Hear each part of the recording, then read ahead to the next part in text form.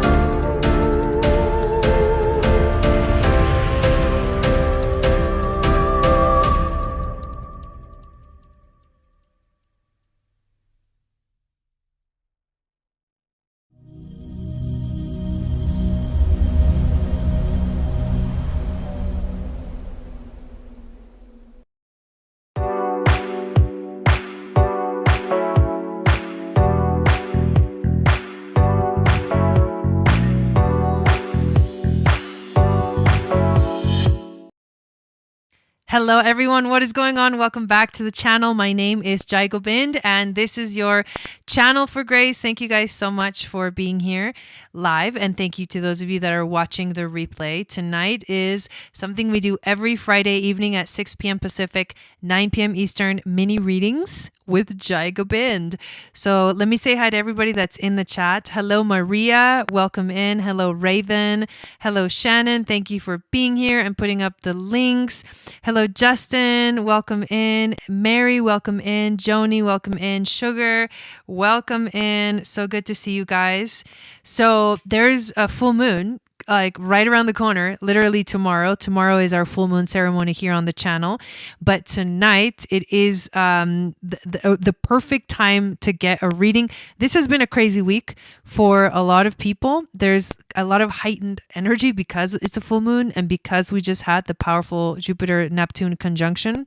So I am guessing that a lot of people are needing some guidance, or at least wondering what to do. And we already have 3 people on the list, so that kind of confirms what is happening out there. I'll read you the names on the list, and then I'm gonna talk a little bit about some exciting things that are happening here on the channel, and then we'll dive into the readings. So hello Rebecca, welcome in. So on the list we've got Maria, then we've got Nancy, and then we've got Sugar. Maria, feel free to get ready, take your time, but you can put up your question that you want to ask. And for those of you getting a reading tonight, you can get astrology or tarot. And in astrology, I can look at your chart, I can look at your transits, your progressions. Depending on what you want to know and what you want to look at, I'll just figure out what's the best option astrologically for you, or synastry too, between the relationship between 2 people. So I want to welcome you to this channel, and welcome to all the new subscribers as well. And I would love for you guys to subscribe to the channel if you're new, and make sure that you hit the notification bell so you get notified of when I go live and when I upload videos. Also, make sure to give this video a thumbs up so that YouTube can recommend this video to other people that like similar content. That's how we can help the channel grow. And this really is a community that builds because of all of the support of you guys. So thank you. And I just want you to know that I appreciate all of you for being here. I know that these are crazy times, and I know we're all going through a lot. Even personally in my life, I'm going through some crazy stuff too. So like I said earlier in my Instagram post, it's really a time to kind of move forward with determination, find your inner determination. And I talked about this full moon in Libra and the astrology of this full moon in Libra last night. So if you missed that video, make sure that you watch it, because it'll give you a lot of understanding, like understanding the whole picture of what's going on right now in terms of like the timelines that we're in. So that, make sure to watch those videos too. Also, download my free moon astrology guide if you have not done so yet. The guide will tell you what your psychic gifts are based off of your moon sign. It also enters you into my email list, and I send out a weekly moon magic report that tells you the forecast for the week. Basically, we follow the moon and the magic of the moon, but I also talk about other aspects that are happening during the week and what it means for us collectively. People love that newsletter, the Moon Magic Report. So to get on the list, just download the free guide and it'll automatically enter you into the list. Also, we have the Moon Goddess training coming up. We're literally like pretty much like 2 weeks away. I can't believe it, but I'm so excited about it. And the Moon Goddess, for those of you that are new, that haven't heard about it, and those of you that are not new, that have actually, been listening to me talk about it, it is a program that is really a year-long program. And the goal, the end result, is to become a certified Akashic record reader. And if you're looking for a way to expand your business, if you want to do something new, if you want to learn a new skill, this is the perfect way to do it. It's an intensive program. It's basically a school, and I would call it an ancient mystery school. So in the first level, which is 9 weeks long, we go through the temple initiations of ancient Atlantis. We learn the ancient Atlantean philosophy, including sacred geometry, the dimensions, the body, understanding the chakras, how, what we learned and what we experience in those temples, and the initiations help us to understand ourselves more deeply. We go into astrology, gene keys, so much more. But those are kind of like some of the key things that are very exciting about the 9-week program. It is a powerfully revolutionary program that will not only teach you the basics of what are the Akashic records and why would we care to know, and why would we want to be able to connect to the Akashic records, this is the way that the ancient Atlanteans communicated with the world, with the earth. And to understand what the earth really needs, we need to be able to communicate with the web, with the network. And this is what we learn here in the Moon Goddess training. So it is beyond an incredible experience where you will get to understand yourself at a deeper level. And that's level 1, happening starting on April 29th. Our first week-long session, the long session, which is on Saturdays. We meet on Saturdays on Zoom. And there's replays of everything. Level 1 can be done by just watching replays, although I definitely recommend that you're there live because you get to ask questions. But if you have to miss a day or two, that's totally okay for level 1. It's level 2 that I want to make sure people are fully able to be present for that. And level 2 is in July, and level 3 is in October. So level 2 is about diving deeper into your own personal life and your own personal healing and your own karma and soul contracts and all that stuff. So that when you get to level 3, you are fully prepared to just learn the techniques of doing your own Akashic record reading, your own Akashic record journeys. It's going to be amazing. I really can't wait. This has been one of the coolest things that has come alive this year, 2022. I didn't know it was going to happen, but it's here. So very, very exciting. Okay, so I think a few more people came into the chat. So let me just say hi. Justin says, you're You're in a delay. Nice. Valerie, welcome in. Thank you for being here. Raven asking what time do we meet on Thursdays? Basically 9 to 4 p.m. Pacific on Thursdays. All that information is in the on the sign up page, and there's a long video that I did about the everything that the level 1 includes. But you have to take level 1 in order to take level 2, and you have to take level 2 in order to take level 3. You don't have to do the complete thing because each thing is like a separate kind of thing on its own. But the fundamental, the basic fundamental understanding that you get of the ancient Atlantean philosophy in level 1 is 100% vital to understanding and going through the rest of the program. So I've always wanted to have my own school, and this is it. So it's freaking badass. It feels so cool to finally be able to express it in this way, that it's literally a school and it's a year-long program and you get a certification. Will level 2 be on Saturdays also? Yes, it will.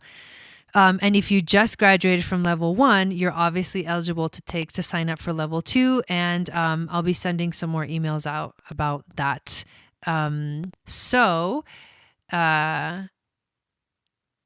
Yes. So Maria, feel free to put up your question if you are here. And after that, we've got Nancy and Sugar. I know Sugar is in the chat. Nancy, are you here, just so that I know? I love that, Raven. I know you signed up for it, and I'm so excited. I can't wait to meet you. And it is really beautiful that we get to meet each other and we get to talk like in person in the Zoom meetings. So it's a really beautiful opportunity to also, which is one of the things that I've always said about the Moon Goddess training, is that you find your people, you find your community, you find your deep connection to others that are on the path and really drawn to and inspired by the wisdom of the ancient civilizations. And I'm talking ancient civilizations. So it's just a beautiful experience. Hello, Darcy. Long time no see. Welcome in. It has been a long time. So if you want to get on the list is open for tonight. We do have a full moon coming up, like I said, and we're going to get started with our readings. Also, one more thing is, if you have not joined the STARSEED membership, that is another way to join this beautiful community. And it is content that is uploaded. I have a student portal. I have a whole page that houses all of my courses, my astrology courses, my meditation, like all of it is hosted in the same spot. And whenever you sign up for something, you create your own login and password, and then when you log in, you access all of your courses on there by clicking on my dashboard. But we also have the STARSEED membership, and Taurus season is just around the corner, and Taurus season is the eclipses. So if you want deeper guidance than what you can get like just here on the channel, the free content, then definitely join the STARSEED membership, because I guide you guys strategically through the year, through the astrological year. And you get every month when the sun enters a new sign, you get a video literally covering the whole month ahead. So you have the preview of the whole month ahead. And then during the month, we do activities, we do live events, we do meditations, we do, there's video uploads whenever there's transits going on. And there is also emails and rituals that I send to you, and I let you know, like, okay, today is a really important day because of this aspect or this moon portal and all that stuff. So it's an amazing membership to be a part of. I highly recommend it. I am doing so great. I hope that you are doing great, Darcy, as well. Hello, Rebecca. Welcome in. Hello, Casey. Welcome in. Okay, so let us begin these readings. So starting with Maria. Question is, what lesson am I to learn from losing the house that my grandpa built himself to a greedy relative who had it demolished? I tried to buy it fairly. This happened 2020. I was very against the demolition. I have worked through my forgiveness, but I'm curious to know, how can I grow from this? All readings said I would be victorious in saving the house for a year, but at the end, I lost. Okay, so should we do? Hello, Dawn. You are in the house too. Should we do? I'm feeling like a oracle, like a card reading. Hello, Belinda. So good to see you. I'm feeling a card reading for this one. You tell me what if you think that fits. I feel like for this kind of intuitive message channeling, definitely the cards might bring that more of that meaning into it. That's what I'm feeling for you. But let me know. And yeah, welcome in, everyone. This is kind of exciting. There's a lot of people in here. Usually Friday nights is kind of like more chill, but it's like more consistent viewing, like less people, but more consistent viewing. But I'm excited to see all of you guys here tonight. And I'm excited for the ceremony tomorrow. All right, so let's do the cards. So I'm going to clear the cards and we're off to the races. No, I'm just kidding. Thank you, spirit guides, angels, and teachers, for being here with us this evening. I would like to ask for help in clearing the energy of the cards that I'm going to be using, as well as my energy, so I can be that open channel for wisdom and grace and intuition to flow through to everyone that is going to be receiving messages through these cards. And right now, I would like to specifically ask for wisdom for Maria, who wants to understand the situation with the demolition of her grandfather's house, that has a situation that has been going on for the last couple of years. Satnam, Satnam, Satnam, Satnam, Satnam, Satnam, Waheguru. Today, I went, I don't know if you guys saw my Instagram post about running on my treadmill. It was amazing. It was amazing. I was like, oh my God, I love this.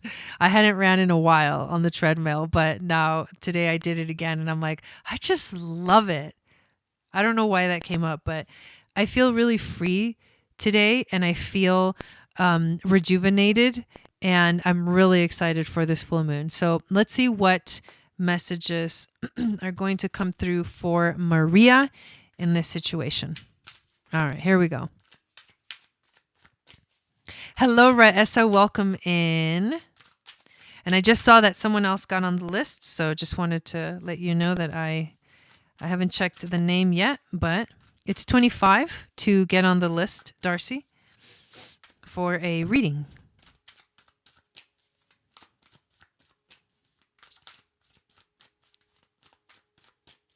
What's the challenge?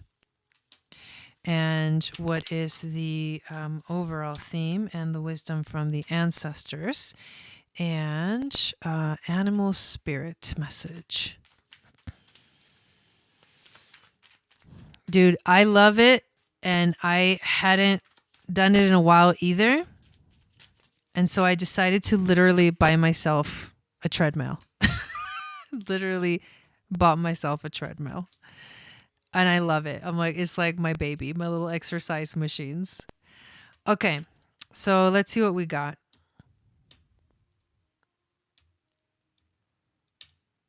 All right, you got cup, pentacle, wand, pentacle. So 2 pentacle cards brings the energy in, like, into the earth. It's the element of earth. So it roots you down. That's the first message I'm getting, is like, this is an experience that is like rooting you in some kind of way, uprooting you, but then rooting you as well, and making you think about what is the value of what I'm experiencing here. What is the value of this? What am I learning from this situation? I feel like that's what you are kind of pondering right now, right off the bat. The first card that we get is the Queen of Cups. This is a beautiful card. It's a beautiful energy. I feel serenity. through this energy. I feel like you are in a much more centered emotional space when it comes to your emotions connected to this specific situation. Like you mentioned that a lot has changed because you've worked internally on like the shifting and the understanding of it. So the Queen of Cups is really in tune with her emotions, and coming in tune with your emotions is where we start the reading. So you're in a good place to understand from a higher perspective, from a more I don't want to say evolved, because sometimes we say evolved and we think, oh, evolved is better. And it's not necessarily better, because everyone is at a place where they're at, and we have to recognize where other people are at and that it's perfect for them. So this is where you're at right now. You're at a place where you can understand more maturely what's going on, and you've found a way to really center yourself emotionally. So I feel like this is really, really good. The challenge for you is the Two of Pentacles. And the Two of Pentacles speaks of things that are being juggled, energies that are being juggled, like a lot going on. And so it's the work that you're doing right now is the work to find the balance in all of these moving pieces. And it can be overwhelming because sometimes it feels like there's so much going on. But that's what you're learning. I feel like that's one of the biggest lessons here is you're learning to juggle with your emotions, because we did get the Queen of Cups. You're learning to juggle the emotions that still come up. And I completely understand this, because even though we go through a healing, we go through a breakthrough, right? Like the Gene Keys, we talk about having breakthroughs.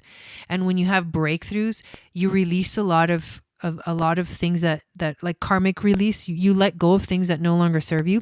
But at the same time, you also, you're still gonna, you have to, your body and your emotions have to catch up with it.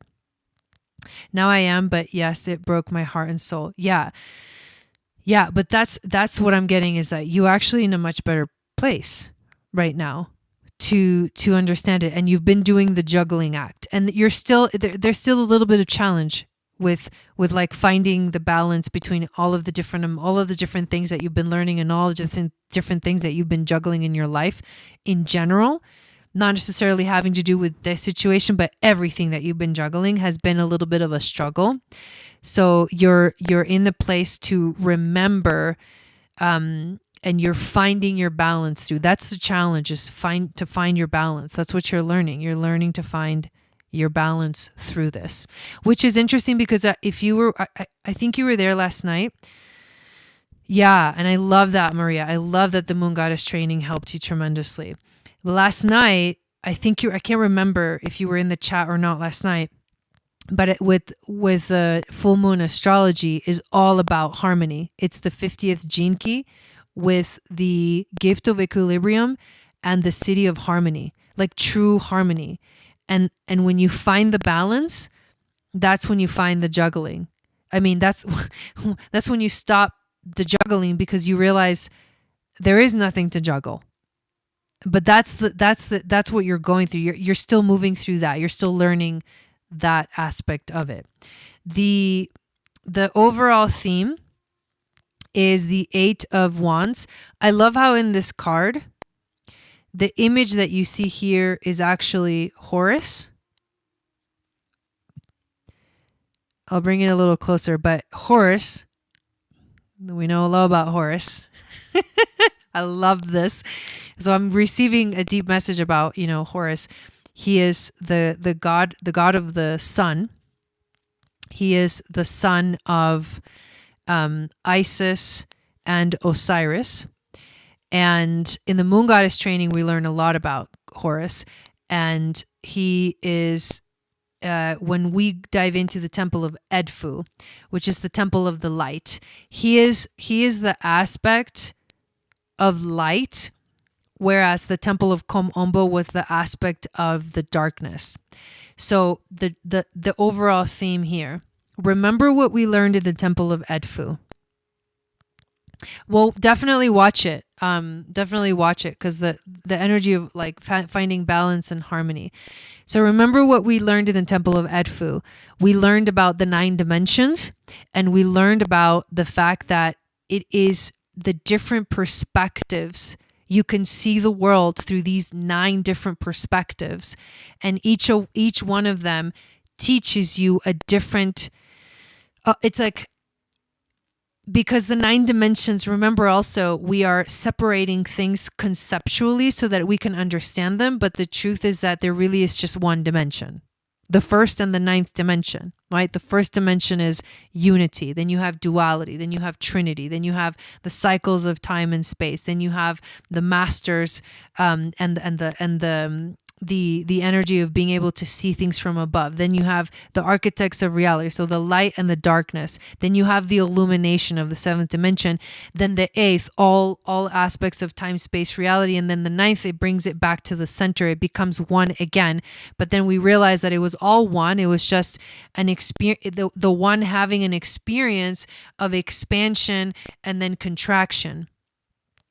But in that temple, we talk about how the point is to learn all of the different perspectives at looking at it, all of the different perspectives.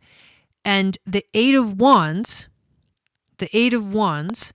is about things are coming fast. Things are moving fast. It's like it's flying. Things are flying through.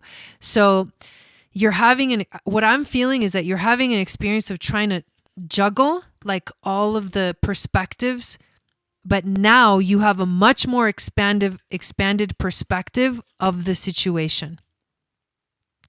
And you're learning how to see all of the different ways that everyone was looking at it. So you mentioned something that you said that in the end you lost. And I disagree. And I'm going to say that. Because you didn't lose. Actually, you're winning. And there's no way to fail. There's like no way to fail. What this card is telling me is continue to observe yourself.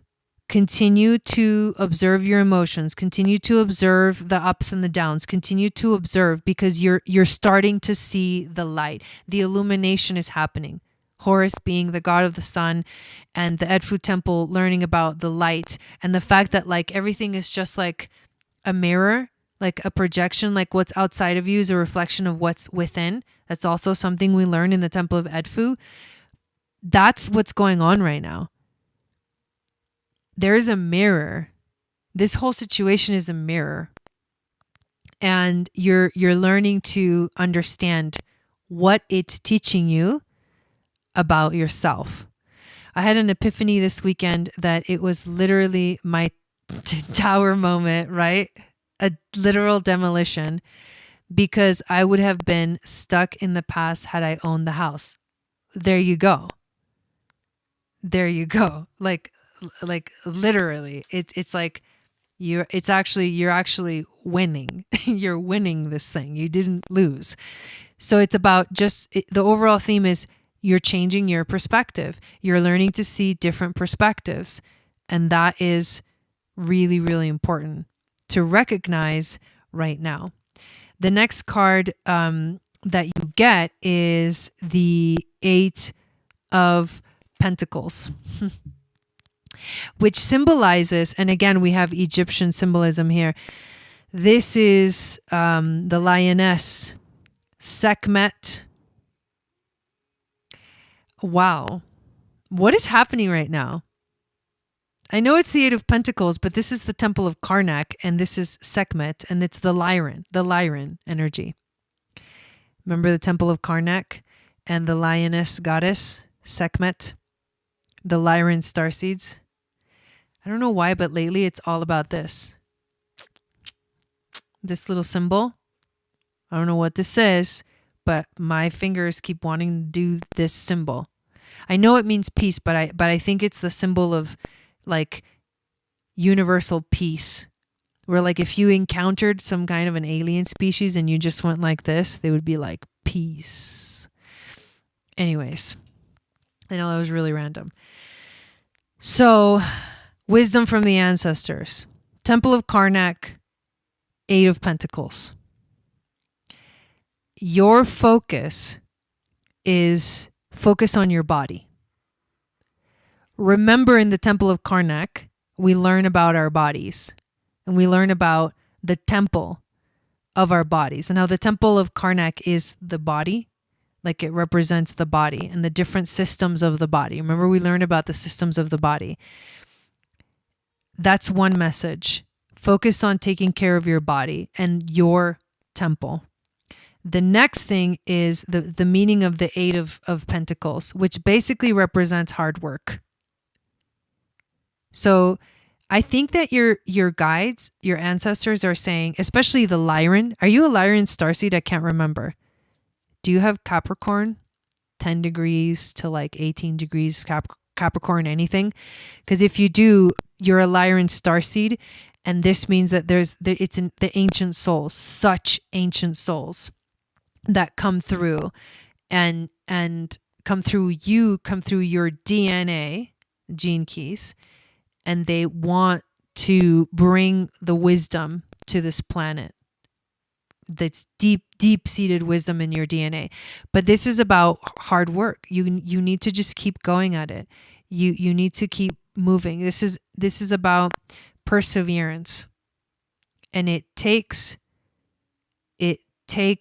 time. It takes, detail, focus. And this is about learning. You are learning. You are in the process of learning and building. You're building it. It's building. It's being built, but you're doing the building. You're understanding, and you're building up your confidence that you are a divine being in this physical time-space reality. That I really like. This reading is freaking amazing. I'm amazed at how many like ancient Egyptian and Atlantean things are coming through. Let's see what you said. Head blown. I needed to move beyond my family wounds and grow as I am with my spiritual. Yeah, exactly. I'll have to check on that. Okay. And then this is interesting. You get the hyena. This is the animal spirit that comes through for you. So we're going to read about the hyena and what the hyena represents. And I know that people are getting on the list. I see you guys. I'm going to check the list and update it in a second. Hang tight. All right, the hyena. Humor, wit, sarcasm. The hyena personality is a jokester and a crowd pleaser. But below the surface, there are unfulfilled dreams to be realized. When the hyena card appears, it's time to reflect on your own reliance on sarcasm and humor to express your truth. Are you using jokes to hide old resentments in relationships, or to mask things that you feel uncomfortable discussing? What would happen if you took your goals seriously? That's a big deal. Those are the key things. What would happen if you took your goals seriously?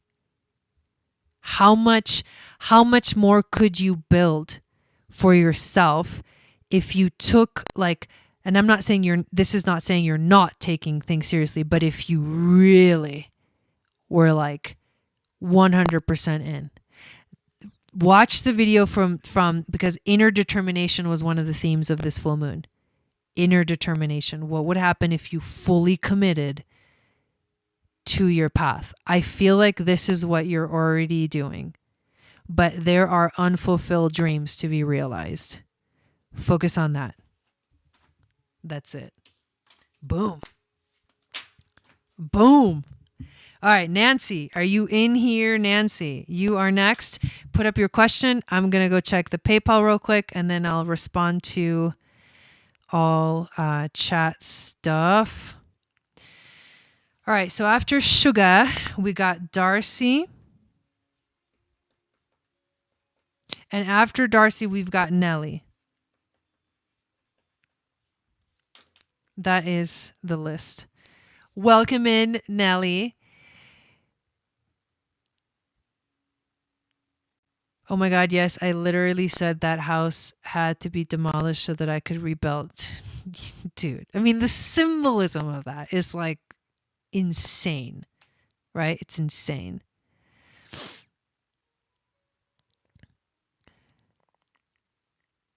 Okay, so is Nancy in the chat? Do we know? Have we seen her in here? Nancy is next, and then it's Sugar, and then it's Darcy, and then it's Nelly, and then the list is open.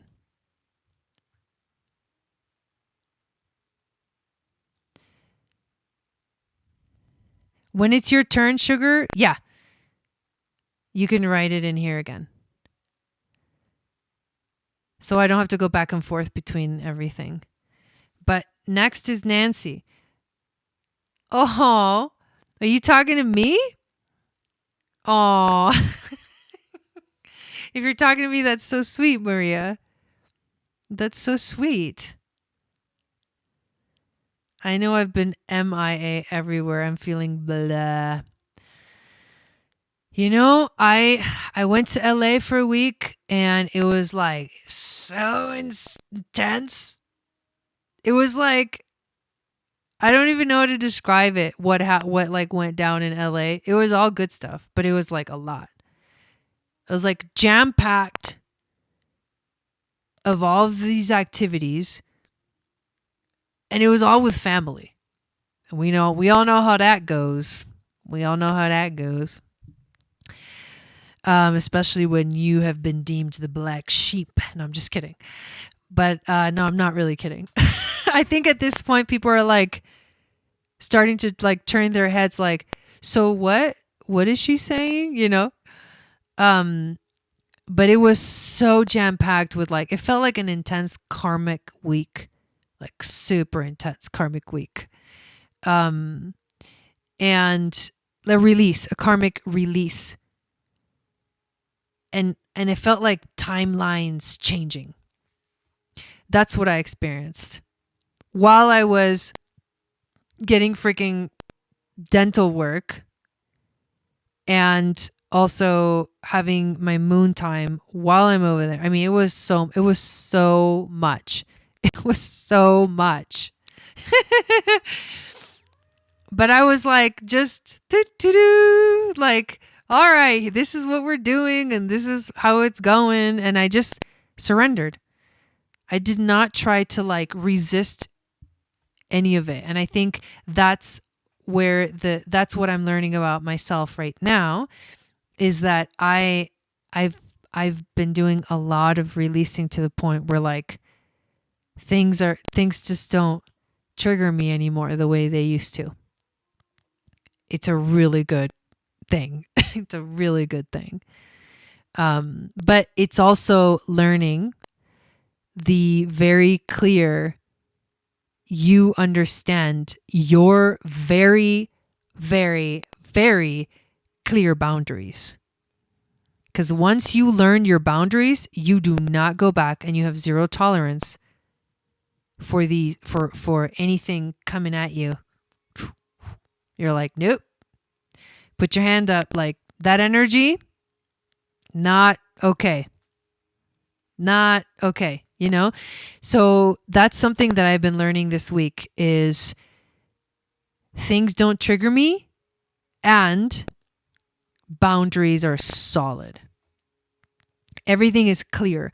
When knowing the boundaries is about having clarity about yourself and who you are, and about your interaction with others.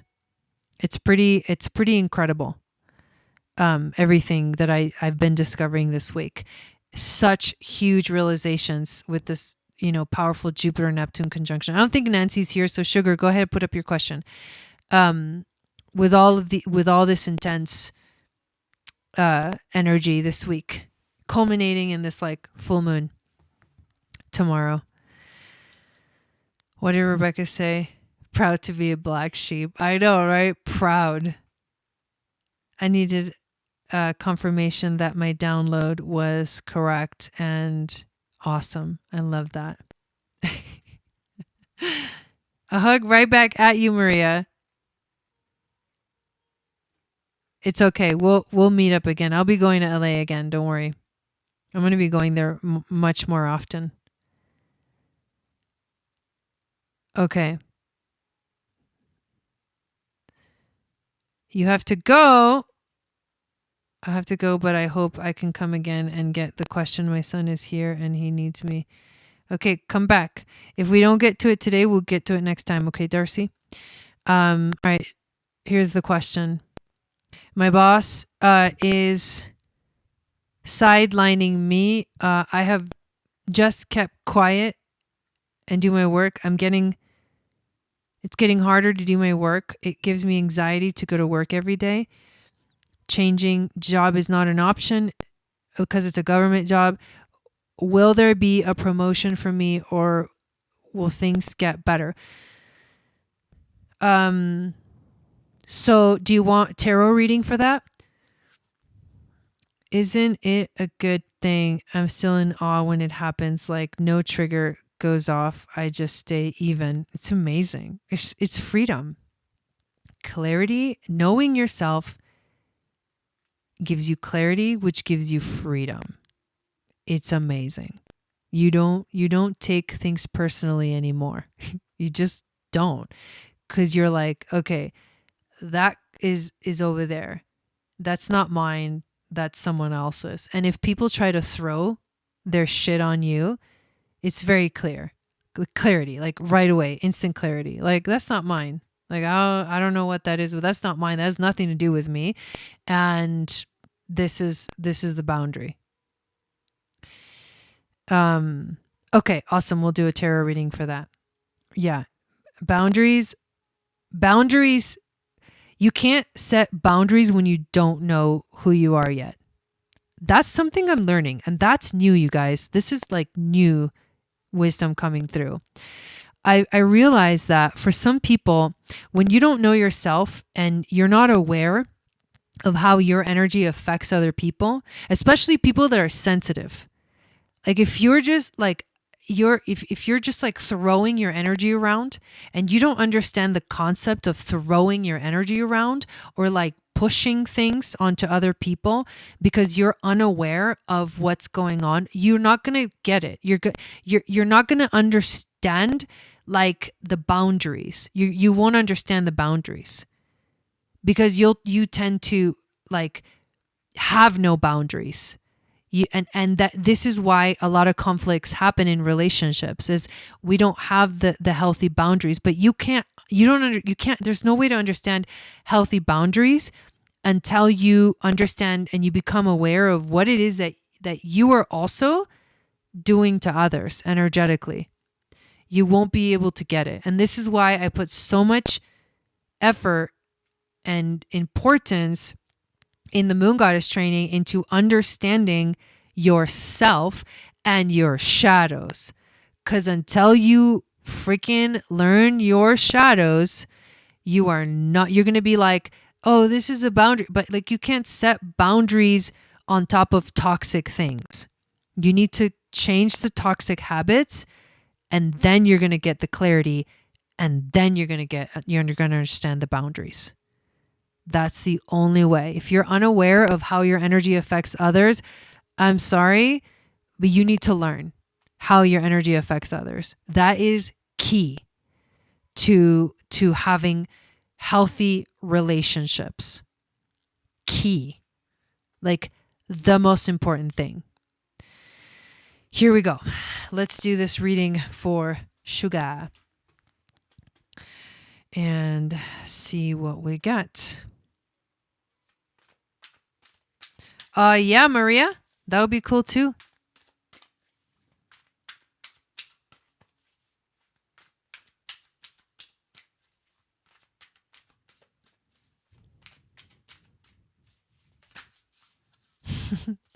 Yeah, right. Nelly can't wait till level 2. Dude, I can't wait. Like, if you think we've built relationships now, just wait till level 2. Like, y'all, we're going to be best friends. I'm just kidding. I mean, no, I'm not kidding. But, you know, your card just fell. There we go. No, I feel like there's going to be some, I can already feel it. There's going to be some major bonding. Whoever ends up in level 2, like, because it's a little bit more of an intense sugar. But I like saying sugar. Sugar. Okay. But I can already feel that whoever, right? Like, I trust spirit with everything as it unfolds. Like, I don't try to go, I'm not going against the current anymore. Like, I'm surrendering to, like, all right, we got to go this way. Okay. The wheels are turning. Okay. The river goes this way now. The river goes that way. And I already know that whoever ends up in that level 2, it's going to be like, I can feel it has a frequency. And when I tap into the frequency of that, it's like the sacred space. It's like the energy that it holds, this like level 2 thing, is going to be like deeply bonding for everyone that's there.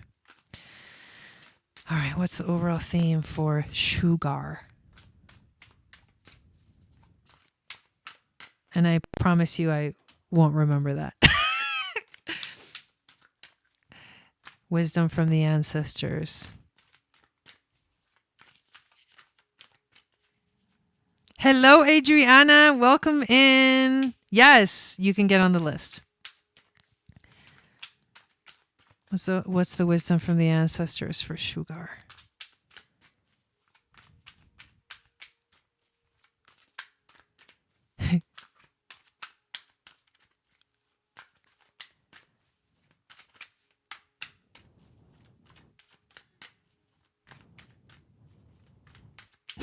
Right, Dawn?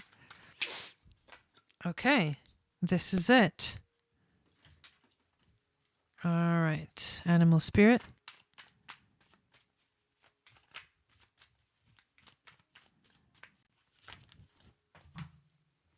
Ooh, whoa.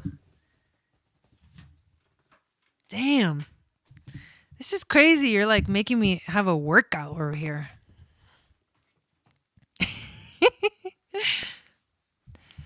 Okay. Humble Ra says, and the moon goddess training happened, so it all worked together. Feel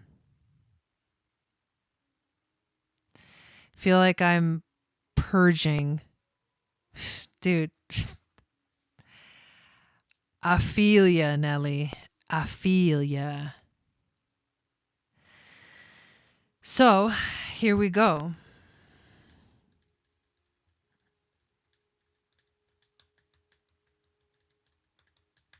Okay, these are very interesting cards. I was so much masculine fire being a Sag, and then one night the moon pulled at my heart and now I'm here. That is so fucking cute. Oh my God. Wow, that's like so sweet. Oh. I can feel that you're going to have a really powerful experience, Raven. I'm really glad you signed up. So, sugar. Now I don't know what to call you now. Sugar. It says sugar. So I'm going to say sugar. These are really, they're intense cards. And the reason why I'm saying that is because it's like kind of a confusing message. It's kind of it feels all over the place. So this has to do with work. This has to do with, the situation that you have going on right now. And the fact that, you are feeling like it's getting harder and harder to breathe. But this is interesting because the first card that you get is Divine Wisdom. And when I look at this card, I feel that there's a healing essence going on. The Divine Wisdom card in this deck, I don't know if it's related to a traditional tarot card or if it's like new for this deck. But it means listen to the higher message. It means listen to listen to what's going on. Are you listening to the divine wisdom that's coming through for you for this situation? Because I feel like I understand being stuck in a situation that doesn't feel good. And when you first mentioned it, the first thing that came to me was either the two instant responses that I had when I read your question was one of them is, don't force yourself to do something you don't want to do. And I know you said it's a job that you can't leave. But I'm not talking about leaving the job. I'm talking about don't force yourself to do anything you don't want to do in general. And the other thing that came up is you can find the joy and the beauty in any situation. That's a tough one. That is, trust me. I know that there are certain situations that are just not, it's like, what are you talking about? There is no gratitude for this shit, you know? But when it comes to something that somehow, like, it's work, like, right, it's your job, right? It's not like some intense situation that you have literally no control over. You have somewhat control of your energy, and you have somewhat control of what goes on for you at work in some way, shape, or form. There is some divine wisdom that is wanting to come through, and the question is, are you allowing this divine wisdom to come through from this situation? There's a reason why you feel stuck in this situation. There's a reason why you feel like you can't leave. That's when you need to ask yourself, why? And it's not because it's a government job. That's not the answer. The answer is deeper than that. But I feel like that's where the answer is. What's underneath the it's a government job and I can't leave it? What's underneath that? Why can't you leave? That's the divine wisdom. Is it because you're not done learning what when you need to learn from this situation? Is it some other belief system or thought pattern that is in the way that you need to recognize? And that's why, because you haven't recognized it, there's no way to heal it or move through it. That's the real question about this. The challenge is the Four of Wands. And the Four of Wands is a card of celebration. That's why I'm saying, like, there's light here. There's an opportunity to see the light. There's an opportunity to find the grace, to find the gratitude for the situation that you're in this moment. But it's hard. It's hard to see it. This is the challenge card. It's hard to celebrate something that feels like shit, you know? But the divine wisdom will only show you where you can find the gratitude. And it's saying, this is your task. Now, what's going on right now is the Knight of Swords. This is the overall theme. And the Knight of Swords is an energy that comes in. It's kind of like the Eight of Wands, but it's different. It represents, it could be two things. It represents someone in your life that is like something is coming at you so strong and so intense that it's like, whoa, it feels like it's too much. I know the divine message, changing the belief that I am never good enough. So, and the other thing, this is, both of these things can be happening. It's like someone coming at you with like kind of like bulldozing energy. Like, this is the message, wah, you know, like a knight with a sword. And it's like, psh. But the other thing is, within yourself, you can also embody this energy. And the overall theme is also that you are in the process of learning how to embody this energy yourself. And it's about like you just mentioned, it's about self-esteem. It's about knowing your own value. You can't set, I just said this, you can't set healthy boundaries until you understand yourself, what your part of the situation is. What role are you playing in this situation? And if there is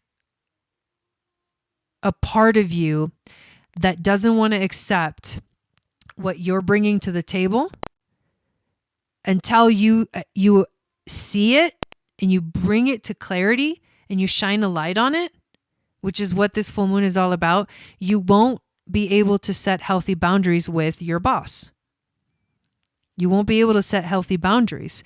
But the Knight of Swords is like, in a way, for me, what's coming through right now is about, it's an energy that is so intense, but it comes from confidence. Like the Knight of Swords is very confident. And you need to step into your confidence. And I'm not saying step into your confidence like lash out at people. No, the confidence comes from the clarity, and the clarity comes from seeing the mirror, seeing everything outside of you as a reflection of what's inside of you. And once the clarity comes, then you could start making decisions. That's why we feel stuck in life, because we don't have clarity about what's going on. It's the clarity, like when the fog clears. The wisdom from the ancestors is the Three of Pentacles, which is okay. It's another card of celebration, but this is about work. Find friends, find friendship, maybe within the workplace. Find people that you feel like a connection to, that you feel like you can work together, and it will help things ease up a little bit. So it's about working together with other people. It's about celebrating life. Again, celebrate. Like, why is this coming up? Like, there's something here that you're not seeing. Now, this is going to make a much more sense now after we read the bat, what the bat is about. Because that's the card that you got for the animal spirit, the bat. So the bat is about darkness, letting go, and the death leading to a rebirth. Before emerging, the bat waits for the sun to set and the moon to rise. In the darkness, it can see all that was invisible in the daylight hours. The bat is a master of the subtle senses, of the underlying forces that cause some things to prosper and others to fade. The bat card shows up to signify the ending of a chapter, the closing of a door. The bat comes swiftly, encouraging us to move on. In just a few hours, a new day dawns. No more lingering in the past. And that is so everything that we just said. The celebration cards, the divine wisdom. It's, you gotta get through, you gotta face the darkness. You gotta face your shadows and see everything as a mirror of yourself. And when that clarity comes, that's when the answer will show up for you as to how to proceed. All right. That's what we got. Thank you for getting a reading tonight. Is Nancy here? Next we have Darcy, but she said she had to leave. So I'm going to ask Darcy, are you here, while I go check the list real quick? All right. So after Nelly will be Belinda.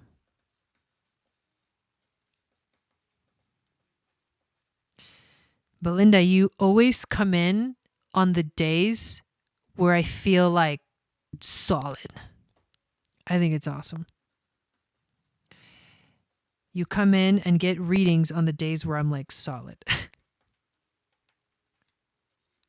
Internally. You're welcome. Okay, so here, let me read the list. And then, so Nancy, we're waiting for Nancy if she shows up. Darcy as well, but I think she said she just had to leave. And then it's Nelly, and then Belinda, and then Adriana, and that's everyone on the list. So, oh, it's not yet. It's not your turn yet, Belinda. We have a couple more people before you. Just want to let you know. I was just reading out the list, the order. So why don't we go ahead with your reading, Nelly? And hopefully Darcy will be able to come back later. I know it's hard to change the belief that has been with you since childhood. It takes one moment, one opportunity. Ooh, that's a good one, Dawn. Good one. No astrology readings yet, Nelly. I like your suggestion too, Nelly.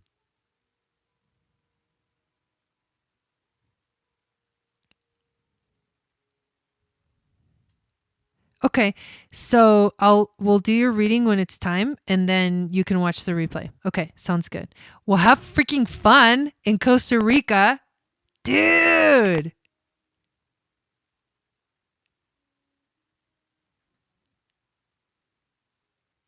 Do you have time to do the reading?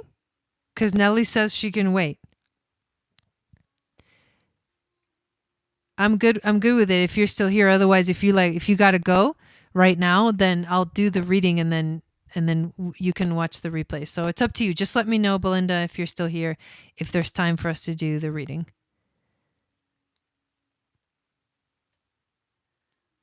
It sounds like fun.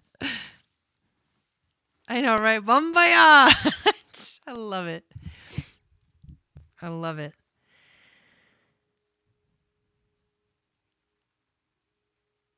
Well, let's see if she's still here. I would prefer that if she's still here, that we do her reading, but also.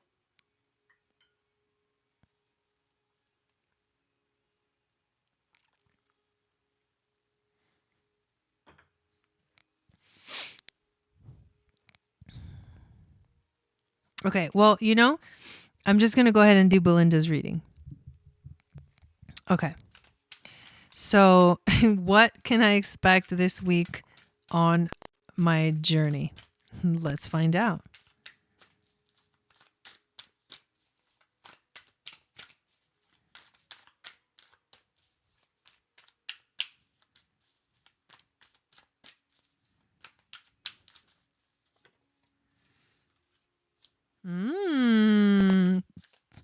I'm curious as to if you're going to a ceremony down there.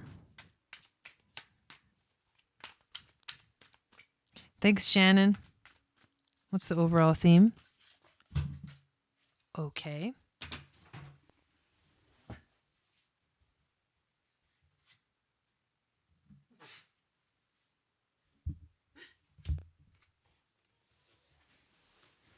This is hilarious.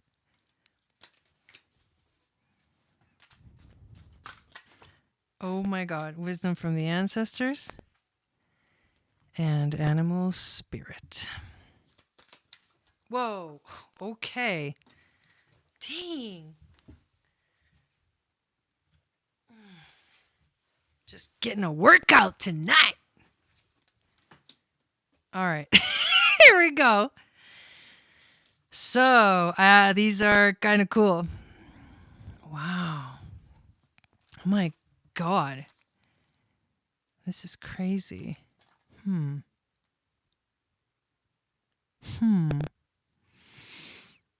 know, that's what I'm curious about that too, because the cards we're getting are I probably well, I'm guessing yes, because that's the first thing. This is the first thing I thought of. Okay. So, first card that we get for you, Belinda, is the Six of Cups. So you asked the question, what can I expect this week on your journey? The first thing that comes up is it's past lives, it's karma release, it's pondering, contemplating on your life. it's like you are watching your life from this perspective of pondering and contemplating it. And it also feels like it's going to be a journey into the past. Not in a bad way. Well, I don't know. The other cards are kind of gnarly, but not in a bad way. It's like this deep, soulful journey of like contemplating the past. Okay. The challenge, the Page of Swords. The challenge is going to be for you to trust your inner wisdom, to trust your inner voice, and to see, to find the clarity, like to dig through, to move the curtains, to move through the clouds, to find the clarity, to like clear the eye, clear the third eye. Find the knowledge, is to let the knowledge come in and to find the pure clarity, because the sword is like cuts through. And that's going to be your challenge, is like sort through it, like find the clarity through it. Dude, super powerful. The overall theme is the Tower card. So the overall theme is, this is an uprooting. This trip is a tower moment. It's the falling so that you can rise. But look how freaking cool that you get the wisdom from the ancestors is the Six of Wands. So after the tower falls, the victory comes. The realization, the clarity arrives. I really feel like this is going to be like plant medicine energy. I don't know why I'm getting this, but this is what I'm getting. So I feel like even if it's not a plant medicine ceremony that you're going to, I feel like you're going to go through a ceremony, an internal processing and releasing. The tower falls, the new thing arrives, and you're going to find your way through as you process and integrate and see your whole life in a whole new way.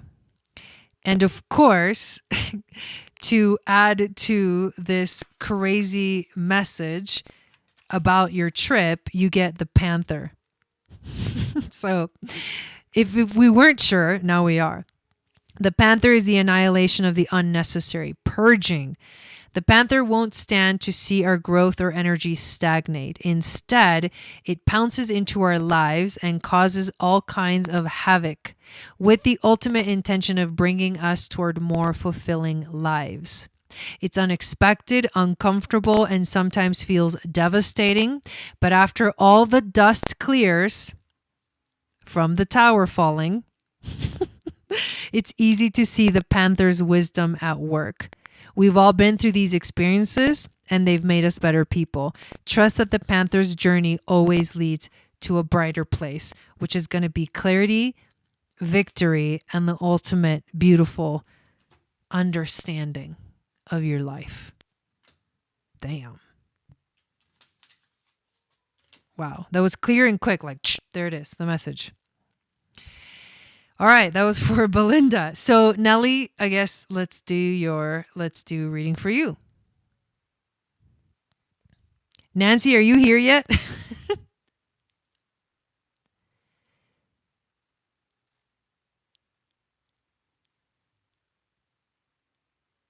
Oh, that would be so amazing. Dawn, to sit in meditation overlooking the water. Oh my God, that would be incredible. So Nelly is next, and then we have Adriana, and then if Nancy comes in, we'll do Nancy's reading. If Darcy comes in, we'll do her reading. Otherwise, we always push them to the next time. If you are not here present, like unless we like have your question, like Belinda's situation is like unique. But if we don't get to it today, then we get to it next time. That's always how it works if you're not able to be here live, because I do prefer that you guys are here live for your reading, so you can communicate with me and respond. All right, 8/21/76. 2/36.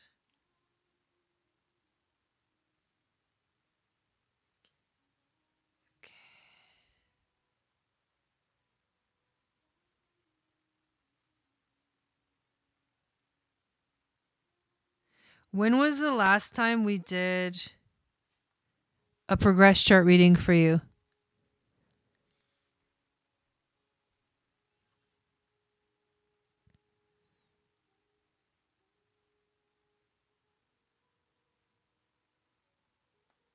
Have we done that? And if we have, when was the last time we did a progress reading for you?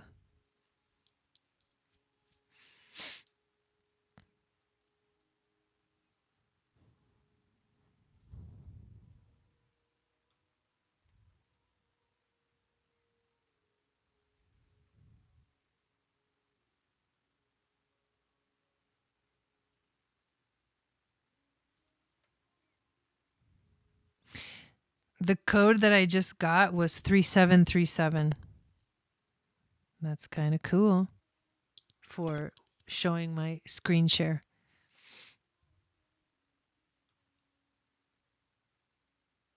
Okay.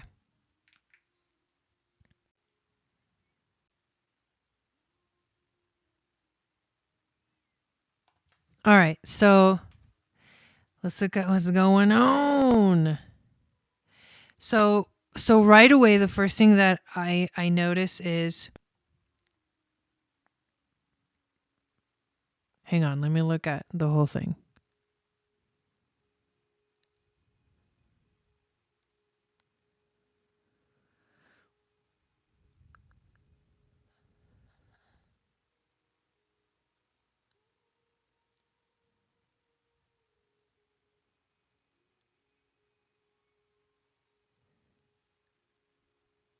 Sorry, I'm being really quiet right now. Literally having, what the fuck? This is so random, but I just looked at your Jupiter, and I don't know if this was there like that last year, but I'm like going through it and looking at it, and inside my head, I am seeing Jim Carrey in the movie The Mask going, "Somebody stop me." Have no idea why. Okay. This is the crazy Gemini minds. It's all good. It's all good. Okay. It's all good. So, major, I need to go back here. Hang on. I need to look at something.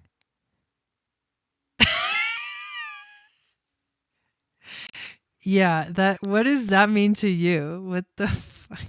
You're so fucking random. So give me one. Let me just do a little research here.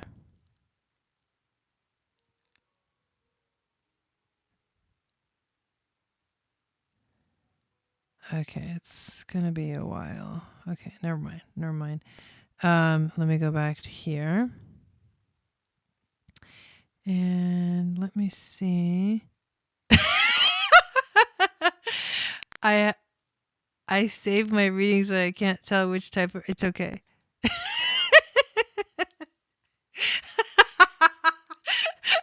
I mean, I saw his face, and he was like, "Somebody stop me."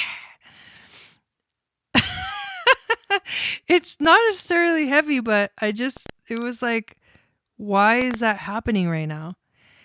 Okay, but here's the first thing. It was like I almost jumped into the reading without like actually looking at it. And obviously, like as a reader, you feel the energy because I'm tapping into your energy while I'm doing a reading for you. And then part of the reading is what I feel. And it was like, oh, this is what's going on. It's like, wait, no, you're jumping to conclusions. Stop, slow down, and look at what you're looking at for a second. That's part of your message. That's why the mask, somebody stop me. It's like you're like bulldozing or like your mind. Because it was my mind. It was inside my mind that it was like, like jumping to conclusions. So somehow part of the message is stop jumping to conclusions. Okay. However, let's slow down now and look at what is going on. And some of the things, okay.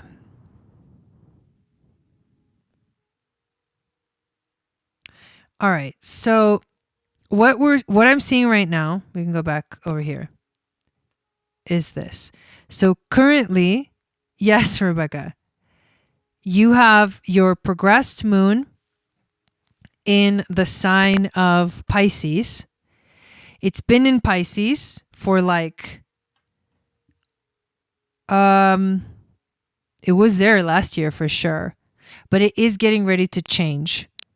In the next few months, it's going to change. What happens when the progressed moon is in Pisces, it means that you're going through it's a spiritual time. It's a spiritual realization. It's the last sign of the zodiac, and the moon is learning to transition, to begin again. It's the whole journey of the zodiac comes to a completion. It comes to an ultimate, ending. This also means that right now, if I was going to add the transits, moon at 25 MF degrees means that Jupiter and Neptune were literally almost exactly conjunct your progressed moon in Pisces. So this week is intense. This whole year, especially, is really intense because you've had this progressed moon in Pisces going through this completion period in your emotional life, and it's an awakening. It's a spiritual awakening. It's a spiritual breakthrough as well, but it's going to come with a lot of intense, like, whoa. It's like deep, like in the ocean. You're like in the ocean. And the later degrees of Pisces are the most intense of the entire zodiac because it's the last degrees of the zodiac. So it's like you're almost there. Like you just gotta keep swimming, like Dory, like just keep swimming, because you're almost there. Like you're on the other side. This is the last decan. You're on the other side and you're almost ready to transition. Yes, the list is still open. Tiger Lily. The list is still open. So you're on the other side. You're almost to like, whew. Like, can you feel that? I know you can feel it. It's intensifying. And that's why it's like, somebody stop me. Like, somebody stop it. Like you're going crazy. So that's what's coming through right now. But here's what's also happening. As the moon is in, if you notice, I don't know, you mean you know, okay. Slow down. Sun is in Libra. Progressed Sun is in Libra.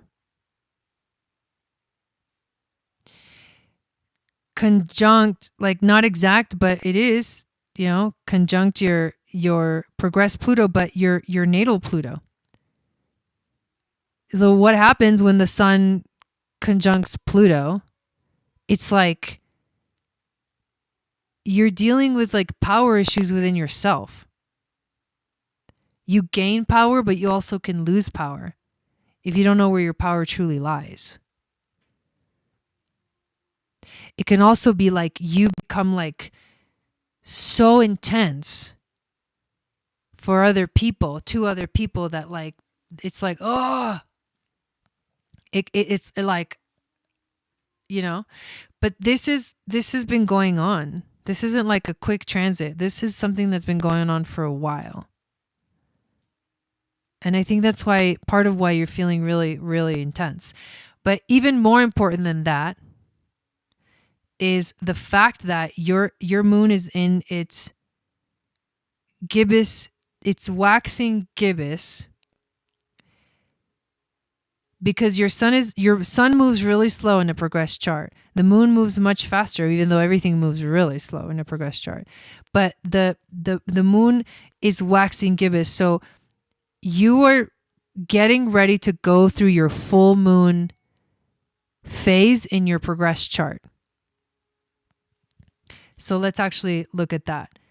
It's a culmination And you got to think about the last 14 years. Started 14 years ago, coming to fruition, coming to like full intensifying energy.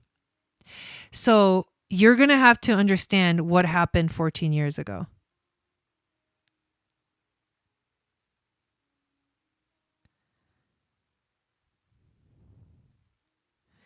"14 years ago,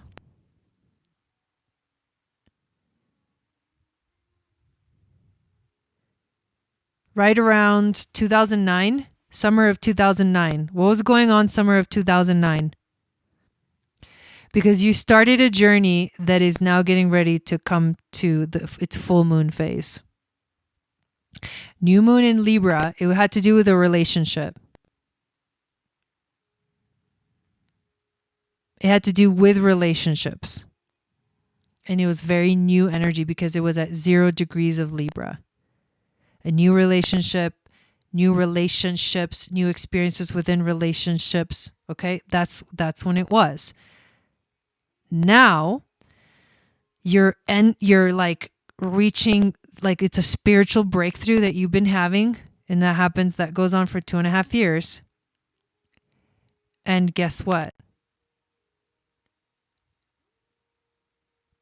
In a few months, your moon is going to enter Aries. That's going to happen in September. Aries. Boom. That's where you're going to start to really feel the full moon. It's like, it's like the fireworks are coming. It's like the bomb, you know? But guess what? If the new moon was in Libra, that means that you were learning about, you started to learn about relationships or a specific relationship. And now guess what? This is all about you now. Aries. The full moon is in Aries. So you learned about you in the last 14 years. And that full moon you're going to feel a huge shift September 9th. And then it's going to take a minute for the moon to reach its full phase. Because remember, the moon takes 2.5 years to travel through a sign. And so it's not going to be until December of 2023 that it's going to be the exact full moon in your progress chart. And when that happens, that's like going to feel the most intense, but you'll start to feel it like in September. You have to finish your spiritual like breakthrough. You have to finish the energy, the completion of emotionally and the spiritual journey that you're on. And you're going to begin a new one, but at the same time, it's the culmination of 14 years ago. You learning about yourself and you stepping into your own individuality and your independence and learning how to do things yourself in a whole new way. That's what we got for you. Hopefully that made sense. Okay. So next we have Adriana. And I know a couple more people got on the list, so let's check it out. Whoa. 14 years ago was the divorce. Mm-hmm. Dude. And then, yeah, I can't. That's amazing. Yep, it is. Perfect timing. Aries, the initiator. Mm-hmm. Okay. Let's check the list again. And then we'll do Adriana's reading. So after Adriana, we have Rebecca. And then after Rebecca, we have Emily.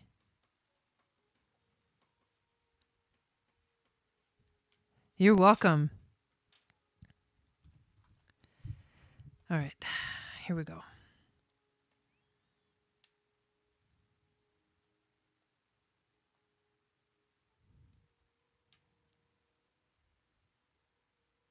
Nine 21 91 1104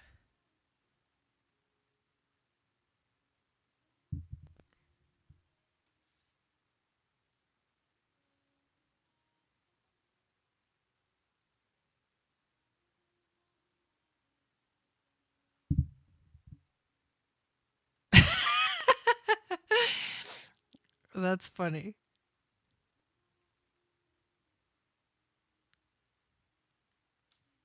Okay, let me make sure I got this right. 9/21/91, 11:04. Okay, we got it right. Oh my God, you guys, the synchronicity of this shit is insane. What on earth? So you ready, Adriana?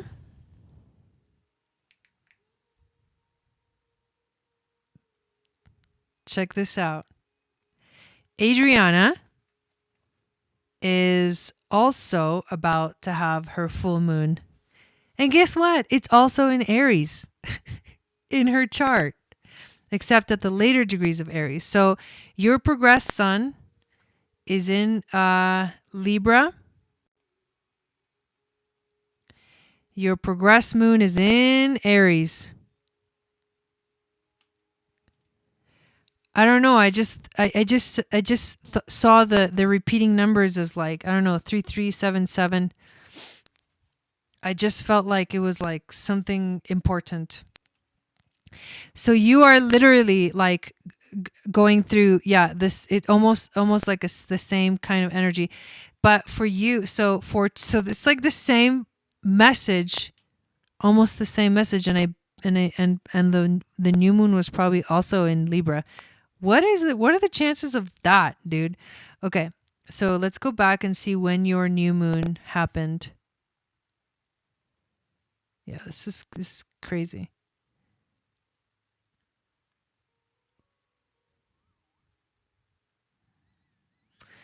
So your new moon that happened 14 years ago was also in Libra. So for you need to think about what was going on in your life in 2007. What was going on in your life in 2007? How old were you then?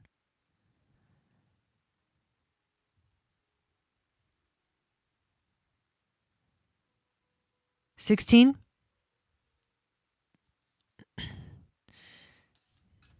And you were 16?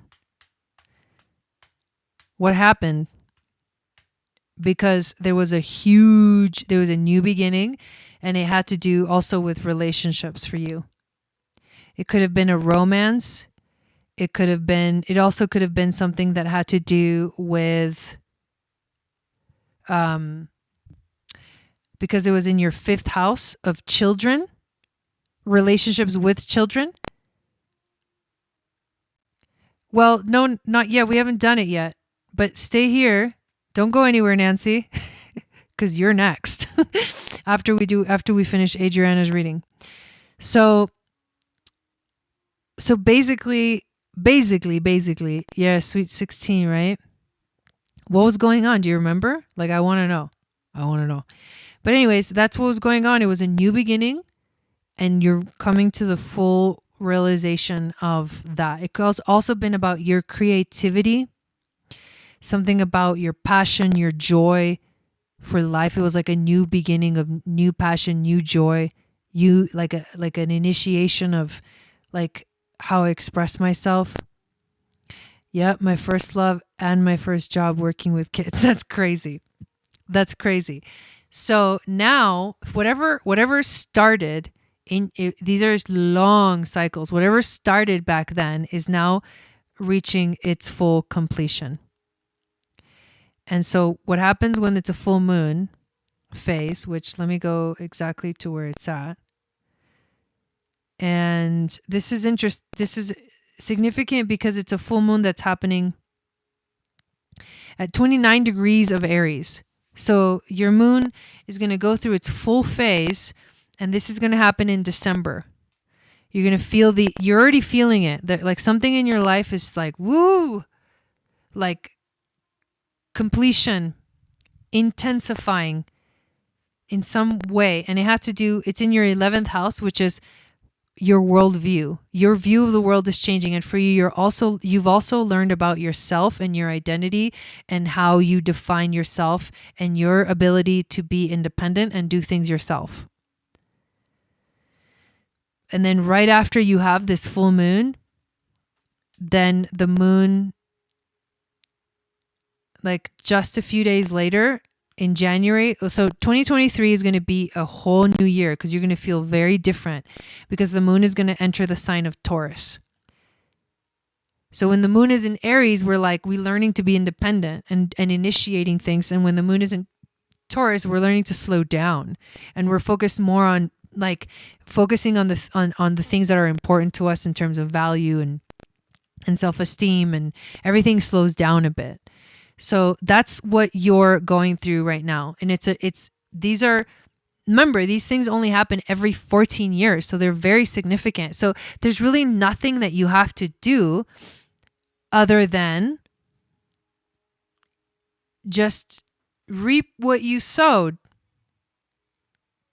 which can be a beautiful harvest or like a crop of weeds.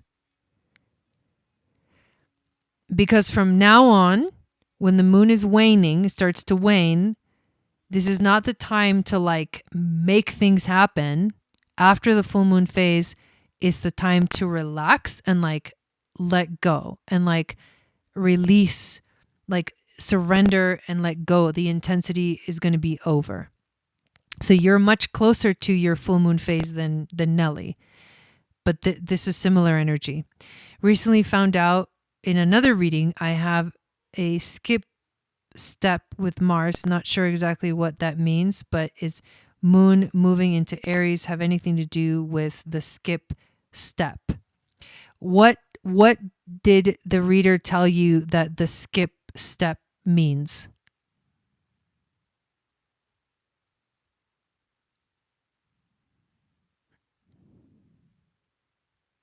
Yeah, exactly, right? Hopefully sweet ass crop of corn.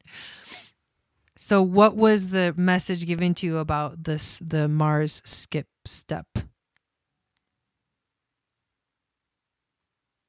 And I can't exactly speak for that because I don't know what house system that astrologer was using or what type of readings they focus on and things like that. So I want to know what was told to you about it.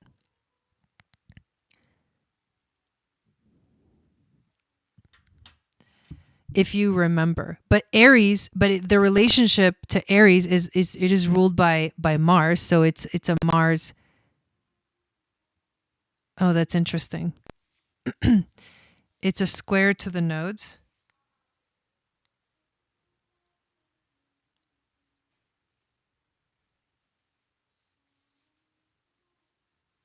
Thanks, Rebecca. So it's, well, I mean, honestly, I don't know that it definitely had. I mean, you were born with Mars in Libra, so the full moon, right now, the progress moon is opposing your Mars, so it can feel like maybe you have to channel the insecurity that you feel about making decisions and taking action in life, because that's what happens with Mars in Libra. You have to channel, you have an opportunity to channel that. You're learning how to actually make decisions. Sure, Kelly. Yeah, so you're learning, so channel, and the thing is that you have felt challenged to make decisions in life. You're already in it. You're already in it. You're already feeling it. It becomes exact in December. So December is where you're going to feel the most intense energy of this. And then the moon switches into Taurus in January. Yeah, so you have an opportunity, this full moon in Aries can give you an opportunity to actually learn what it actually, to take initiative. But Mars squaring the nodes is karmic. It's a karmic thing in this life. You're learning. You have that challenge of making decisions, and it's something that you're learning from a past life. So that's what I would say is the connection if you're talking about the Mars squaring the nodes. So there you go. But that's energetically what's happening for you astrologically in your progressed chart. All right, so next we have Nancy.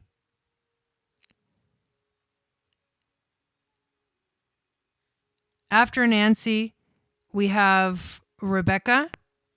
And after Rebecca, we have Emily. After Emily, we have Raessa.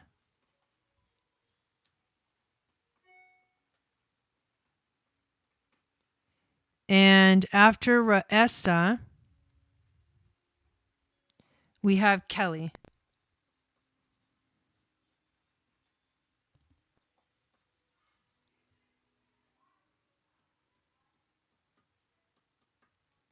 And the list is closed.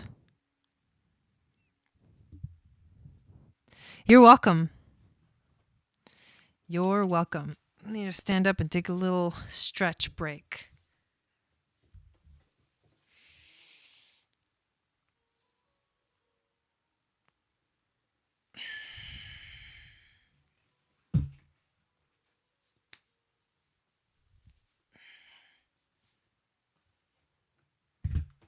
Ooh, okay, put up your deets. All right. Here we go.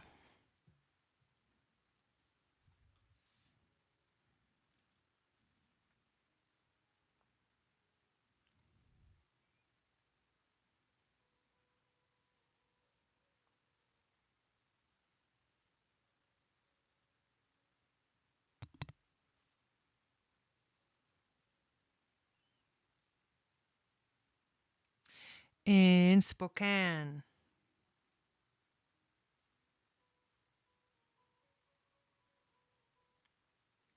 Okay. October 13th, 1980, 3:21 p.m.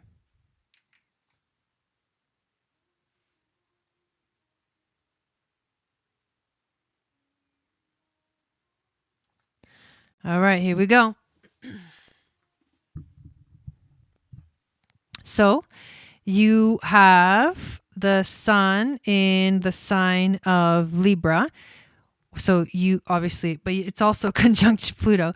So the first thing is that you have a kind of intense personality. Sun conjunct Pluto can be like an intensity. Oh, hey, Mama. Oh, there's an intensity to you for sure. This is something that can be felt or can manifest in power struggle or power issues like within yourself, like whether do I have enough power, do I not, do I, what am I what am I, what is my power? But generally there's an intensity to Pluto energy with the sun. It makes you intense, basically. But sun in Libra is also a very balanced energy. However, when you have the sun in the 8th house, you tend to live a life with a lot of ups and downs because there's a lot of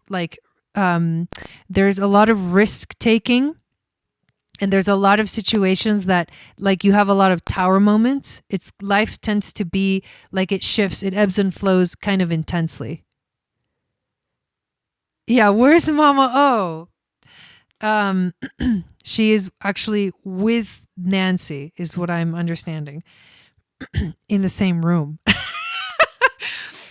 Okay, so you have, now let's go to your moon. So the sun is the soul, your soul expression. This is how you feel within. You feel like your internal energy, your internal understanding of yourself is Libran.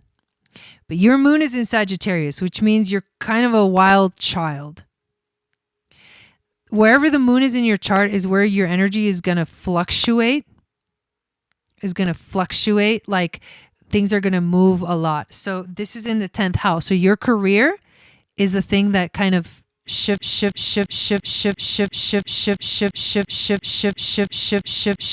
all over the place. in your life. This is also a moon that it's close to Neptune, not exact conjunction to Neptune, but intuitively, emotionally, you're very emotionally intuitive. So you're learning to understand your intuition and your psychic gifts, but your emotions are part of your psychic gifts as well. This is also an Ophiuchus starseed marking. I don't know if you've gotten a starseed reading from me, but this is an Ophiuchus starseed marking that is connected to your life path. But I can go deeper into that in the starseed reading, but it's a powerful, it's a connection to the Akashic records, and it's a connection to your, the occult. That's why you're drawn to things of the occult.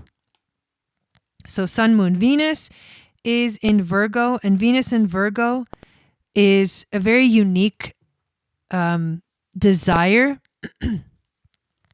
for in relationships for things to be like perfect. That's the only thing with Venus in Virgo is that Venus doesn't like being in Virgo. Venus right now is actually in Pisces, which is exalted, which means that this is like she's on vacation. She's having a great time in Pisces. But in Virgo, she tends to get very picky. And so in relationships, you tend to like things a certain way. And if things are not that way, it turns you off. So learning about how to ease. Hey, mama. Oh, aloha. Learning about how to ease that need for things to be your way is an important lesson for Venus and Virgo. Because you can go overboard with it, but you can have like healthy boundaries and healthy things that make you feel good about yourself. But at the same time, it can go overboard. So that's the lesson with Venus and Virgo.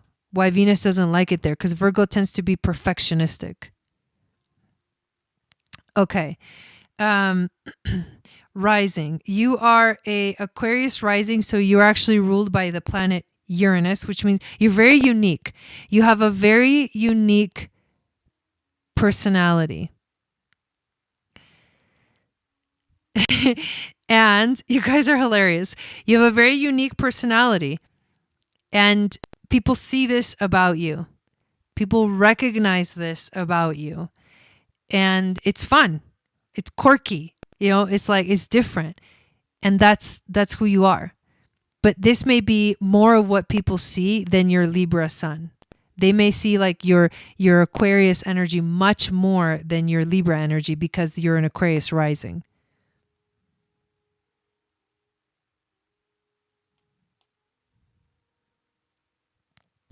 In terms of so Mars is how you take action in your life. So Mars in Sagittarius is you're kind of like wild, like you love adventures.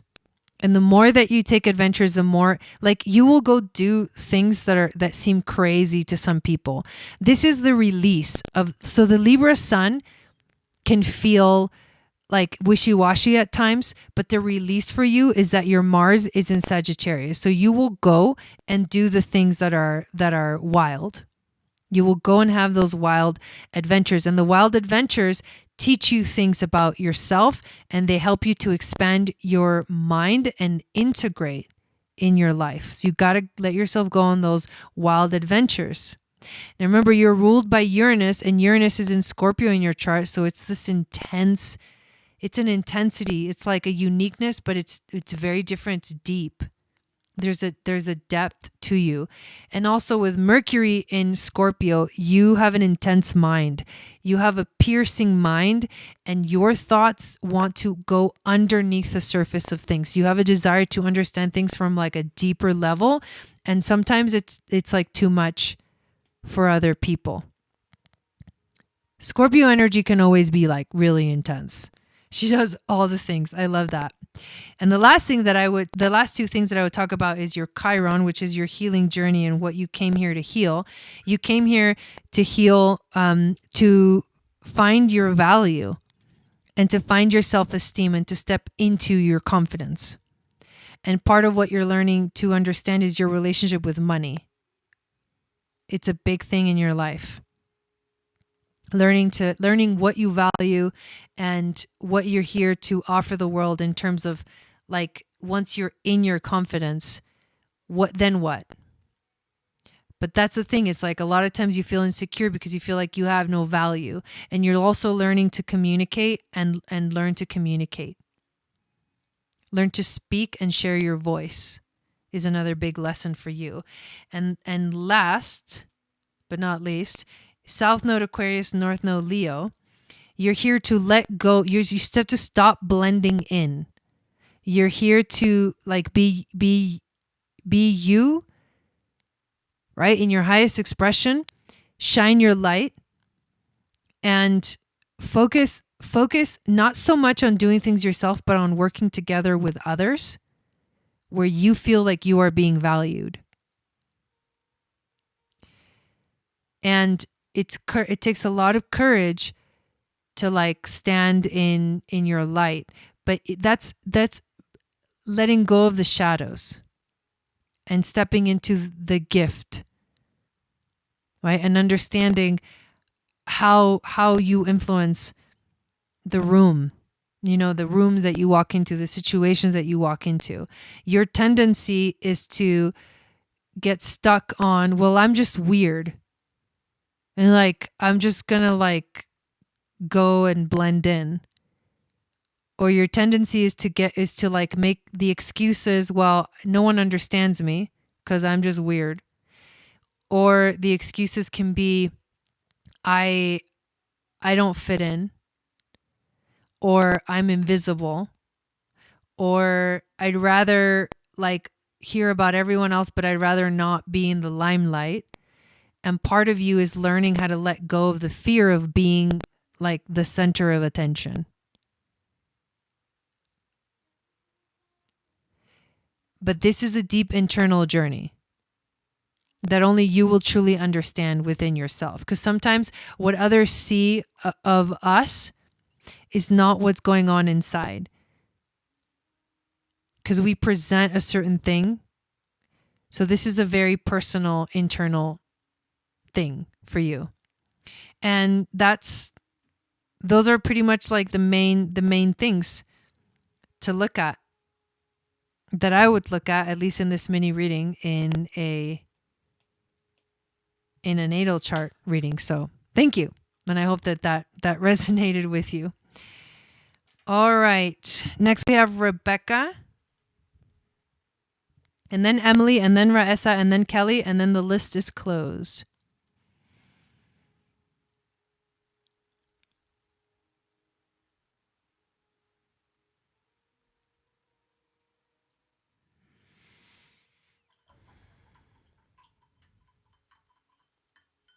I love it.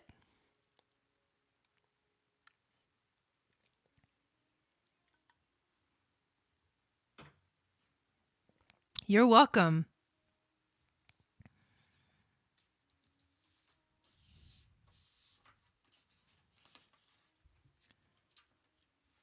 All right. Awesome. I'm in the beginning stages of a pretty damn good relationship. So fun, yet stable. Any advice from Spirit about our connection? Anything you pick up intuitively, or the tarot? Okay. Let's see what we got.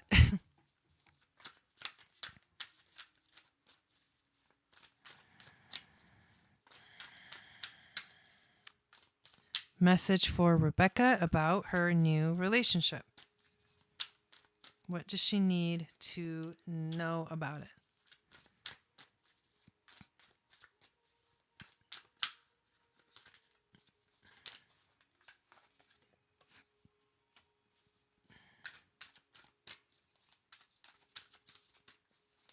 What's the overall theme? And the wisdom from the ancestors.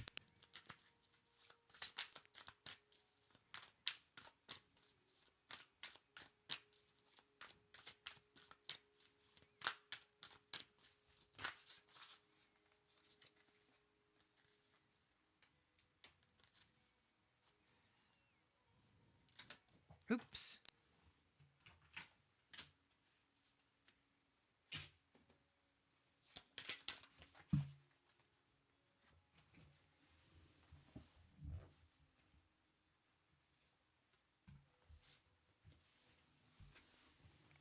All right.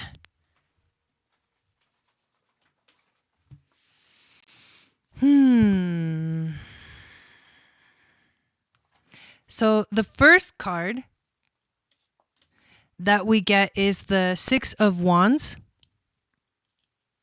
Six of Wands is the energy of victory. So I sense that you are feeling like pretty good about this, like right off the bat. However, this is funny because you said intuitive as well as tarot. But the first feeling that I got, right, because I know a little tiny bit of your story just from like doing readings for you. And I feel like for some reason there's a weight, and it has to do with like the thoughts that you're having. There may be maybe a not a fear necessarily, but there's some kind of thought pattern that is thinking, is this really going to work out? You know? Is this really going to work? But I feel like your energy is wanting it to work out, and you're feeling pretty good about it.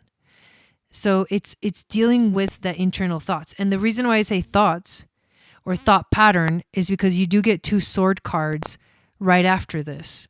And so it's like what you're thinking about the relationship. Okay. Yeah. So that's what I'm sensing. I'm sensing some kind of like fear about it, like some kind of reservation.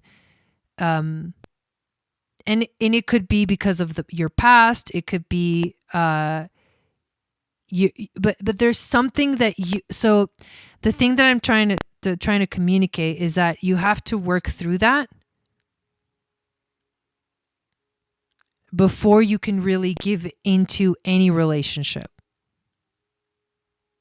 Because what I'm also sensing is that this is something that has been here, that it's you. It's not like someone else isn't causing this.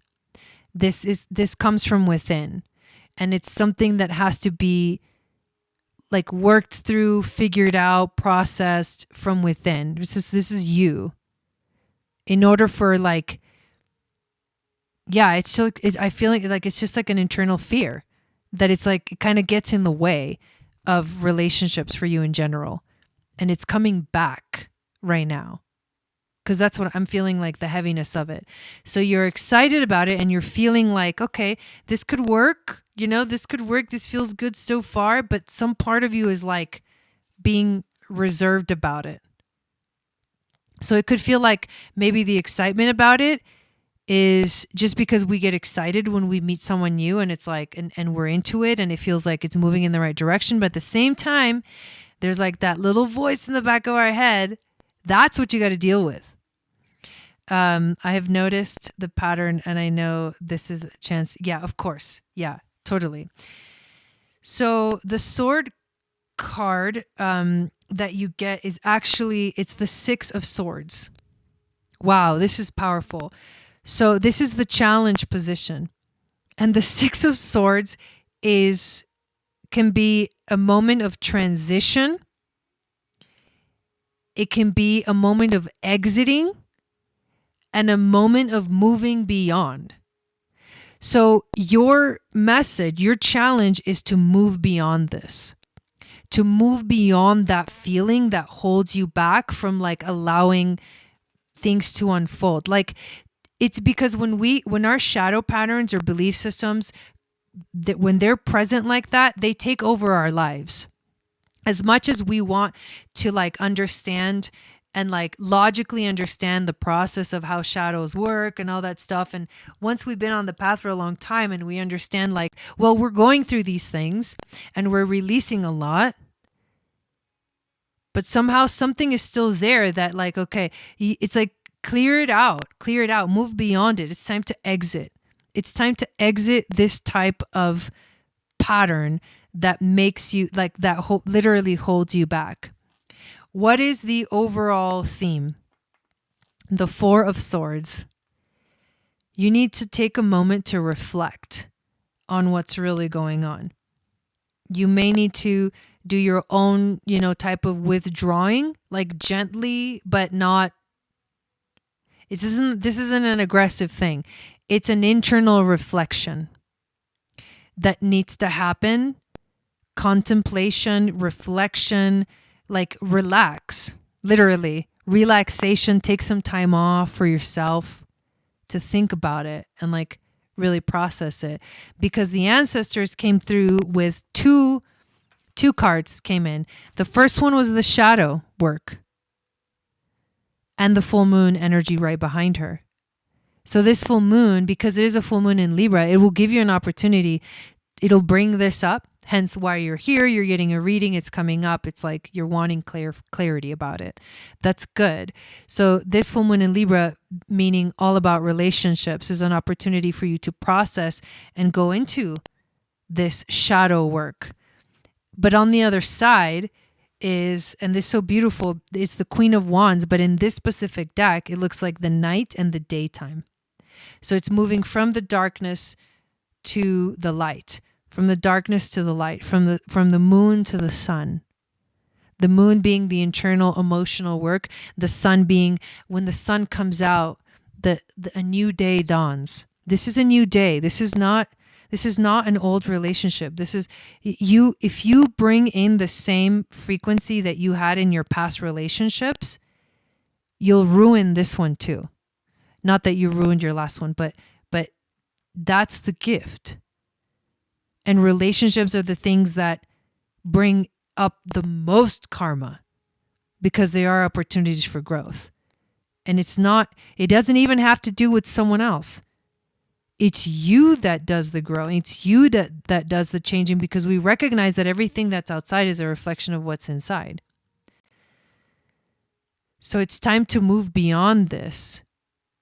This is an opportunity. It's very clear that it's an opportunity. Will you take it? Will you actually release it? The Neptune-Jupiter conjunction is right on on your south node. Things are definitely coming. I want to move past this for sure. And you will just like find the balance between the darkness and the light. And whenever it comes up, that's because we get so triggered. We get like stuck. It's like it's hard to move when these old patterns come up. It's like, we feel like we can't breathe, like we're choking. Don't choke yourself. So interesting that you got the earthworm, because the earthworm is the very first card of the entire animal deck, which means this is the beginning of a journey. The earthworm can be shy, it can be hesitant, it can be reluctant to share his or her inner vision. We have all felt the woes of the earthworm at some point along the way. The earthworm indicates a newbie or novice working to establish confidence in a new field, which to me, it's you establishing confidence in this new way of being, like this new freedom that you would get from releasing, right, the old patterns. Others around you may seem wise and experienced, but it's important to remember they once felt earthworm energy too. This card is a reminder not to be intimidated or to lose hope. Mastery takes time and you're on the right track. Besides, rumor has it, a beginner's mind offers the most valuable insights, and that's the key right there for you. Go to the beginner's mind. Like, stop trying to think that you know what to do. Erase all of it and start from square one, the very first card. Start from the beginning. What can this teach me? What can I learn? Open yourself up. Don't think that you know everything, don't think that you know what's going on. And what I mean by that is, don't put all of your past belief systems about even yourself and the growth that you can do weight on you. Be open to a new possibility completely altogether. Like, erase it. Wow, that's powerful. That was powerful right there. Beginner's mind. Just keep reminding yourself when things come up. Beginner's mind. Beginner's mind. Put you away. Put the old you away. You are now a beginner. From that platform, there's infinite possibilities. All right. Emily is next, then Raessa, and then Kelly. So Emily, go ahead and put up your question. And thank you, Rebecca. I hope that resonated with you.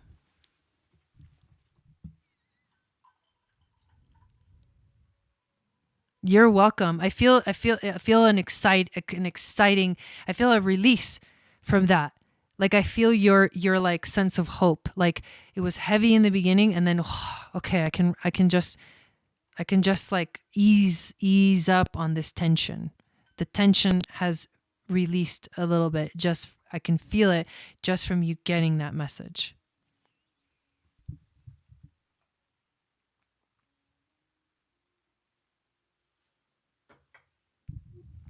All right. Well, happy birthday.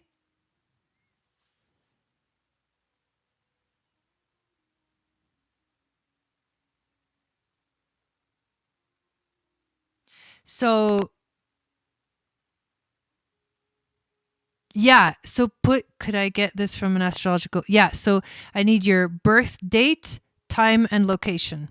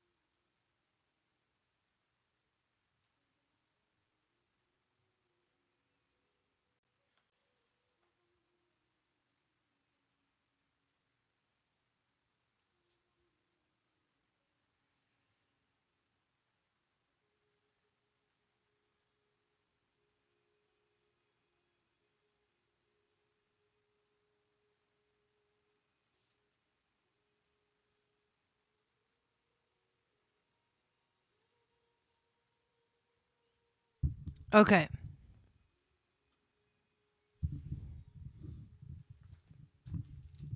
So I'm gonna do let me actually just look at it real quick and then see what we can find.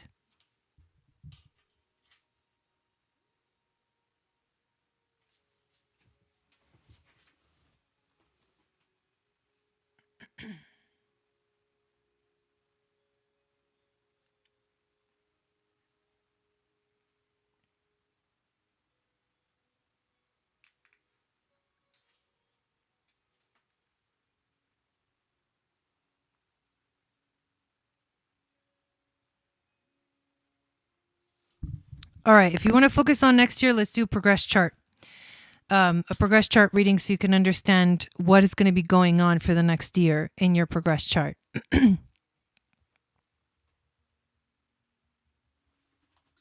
So, what is happening in your progress chart? Your progress sun is in the sign of Taurus. And your progressed moon is in the sign of Sagittarius at 29 degrees. Oh my God, that's so cool that you have Uranus conjunct the moon in your natal chart and Neptune in Aquarius too. That's crazy. You are 0 degree Taurus. North Node Virgo, South Node Pisces, conjunct Neptune. Jupiter's right there too. You're going through your Jupiter return this year, which is a time of abundance. Thanks, Katie. All right. So here's what's happening. Welcome in. Good to have you here, Katie. So you recently went, so now let's go back over here. So you recently went into, you had your full moon phase. And what I mean by recently, I'm going to go back to like the exact moment.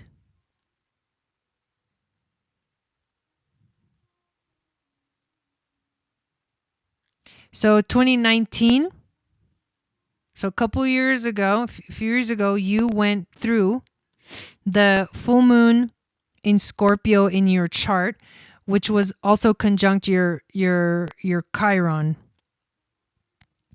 And your Chiron, so the wounded journey, the healing journey that you are having right now is you're healing a lot of past life karma. You're healing your ancestry. There's a lot of ancestor work for you in this lifetime. It's also letting go of the past and releasing things from the past so that you can rise like the phoenix. I think the insecurity that you have or that you have had in your life or something that you've been kind of working on for your whole life is feeling like a recluse, like you want to kind of hide, like you don't want to show yourself. And there may be anger. There may be anger inside because of your trauma. I think you've experienced trauma and you're choosing to heal that in this lifetime. And it's ancestral karma.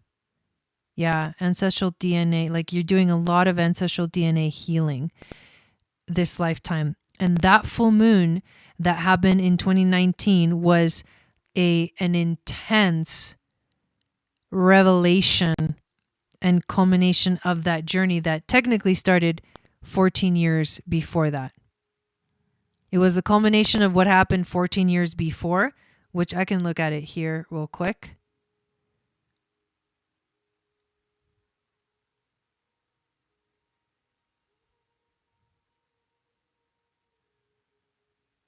So 2003, something happened in 2003.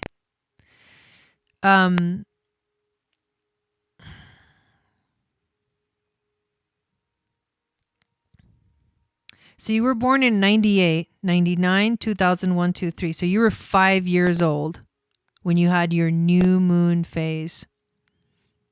What happened at 5 years old? You don't have to answer that. But that's what I mean is you were very young when you had your new moon phase. And so you may not understand. You may not understand why everything culminated in 2019 for you, but it did.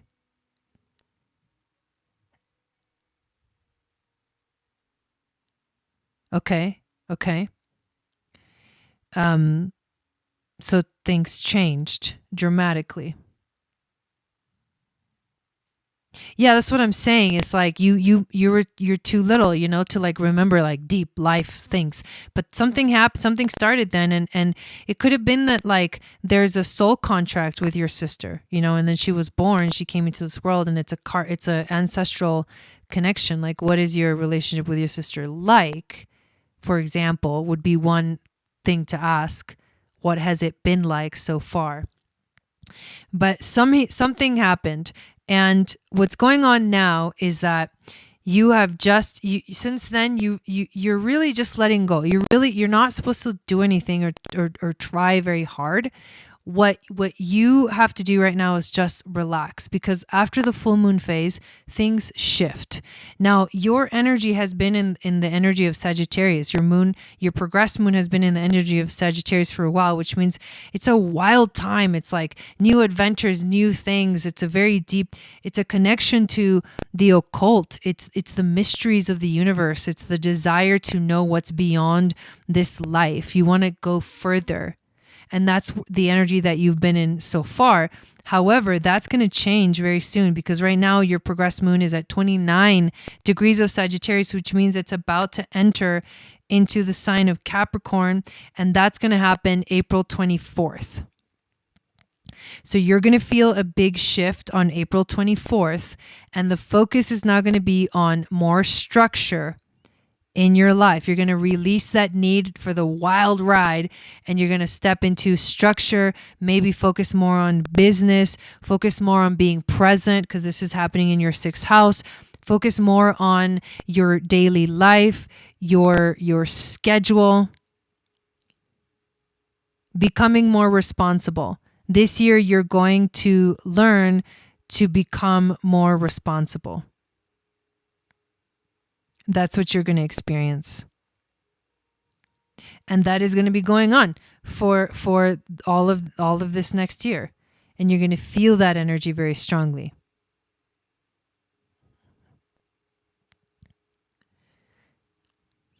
Does that resonate? But that's the best thing that I can tell you of what, like, the progress chart is really the one that shows you long-term energies. And that's something that's happening soon and then going to settle into this year. So expect this shift to happen, and then your focus will change. It'll take a minute to like kind of get into that groove of like, okay, like, but okay, no more wild ride, but now you're going to like feel more secure and focus more on like success in your life, and becoming more responsible and more structured. So that's what I would say is the big message of this next year, which is cool. It can be really, really cool. All right, so next we have Raessa. Raessa, put up your question, and then we have Kelly. And then Katie, it depends on what you want to know, what kind of reading. I usually just kind of figure out what kind of reading to do for you based off of what you want to know about yourself, or about, because it can also do tarot cards as well.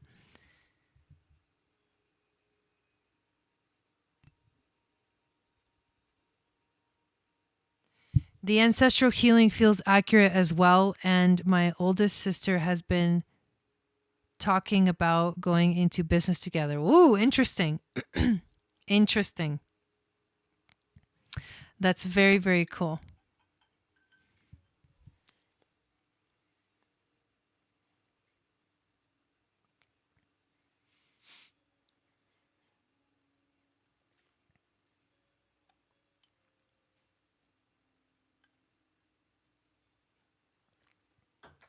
All right.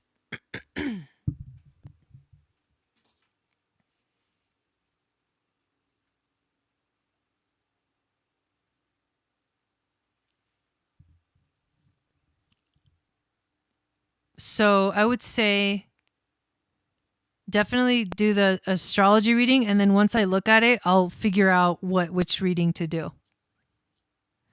Yeah, but it's okay. We can fit Katie in. If you really want a reading, you can sign up. It's to sign up and get on the list is $25 sent to my PayPal. So just go ahead and get on it. We'll fit you in tonight, and we'll do an astrology reading, and I'll figure out once I look at it what to focus on.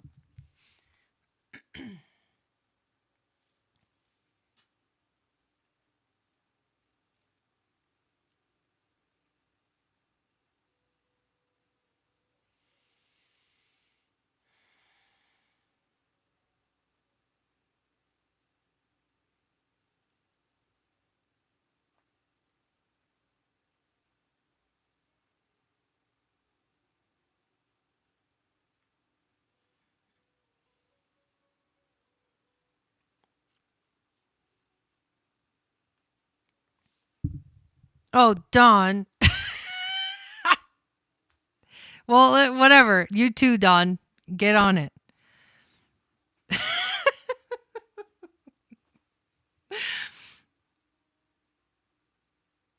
Okay, let me make sure I have this right.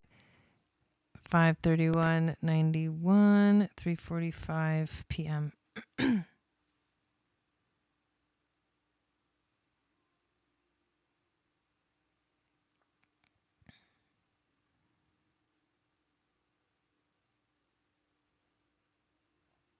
Have we done a progress chart reading for you, Marissa?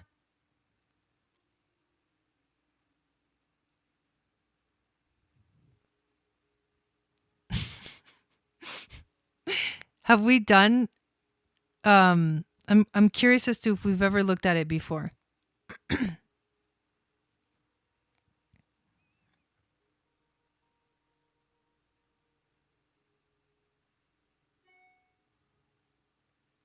And then after dawn, the list will be closed.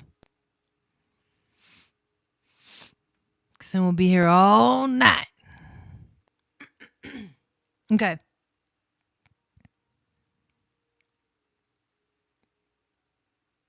All right. So the interesting thing about your chart, Nelvin, the interesting what's going on in your chart, awesome, Katie, is that so your progressed sun is in the sign of Cancer. Like I'm looking at all your Cancer stuff in your progressed chart, and it's really heavy.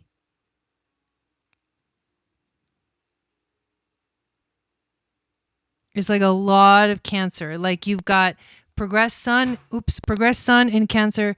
Your South Node is there. Your progressed Vesta is there in Cancer. Mercury is there. And you were born with Mercury in Taurus. So there's a lot of Cancer energy right now. So what this means for you in your life, and these are long transits. The sun and the progress chart is a long transit. What this means for you is like you were born with sun in Gemini and you are a Gemini, but right now you are learning to nurture. And that's a hard shift. The shift from, and I feel this too because my sun is in Gemini too. And my progressed sun is also in Cancer right now. So we're learning how to nurture now. And that's a big theme for you. But your moon is in Aquarius, 29 degrees of Aquarius, and it's still waning. And you went through your progressed moon. Let's find out. I mean, you went through your progressed full moon. Let's see. 5 right there. 1 degree.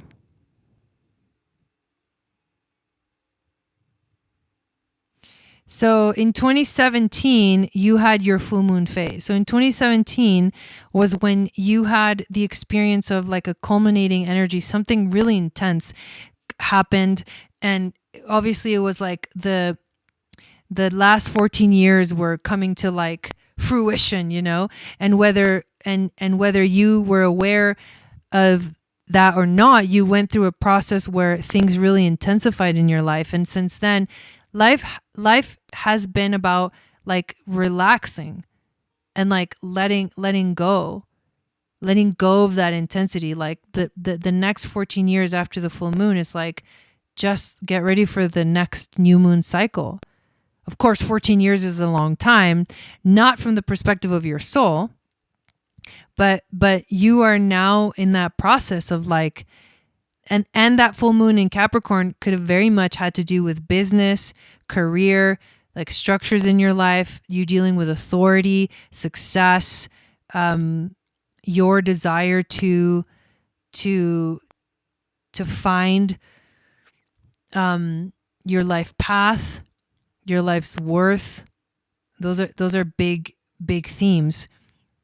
And now you're getting ready to transition into a different energy, because after you had that full moon phase, your moon entered Aquarius. And so you went through you've been going through a phase in your life for 2.5 years that feels like much more relaxed than the Capricorn energy.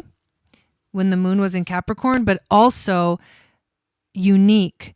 And you've been finding your individuality, and you've been finding your uniqueness.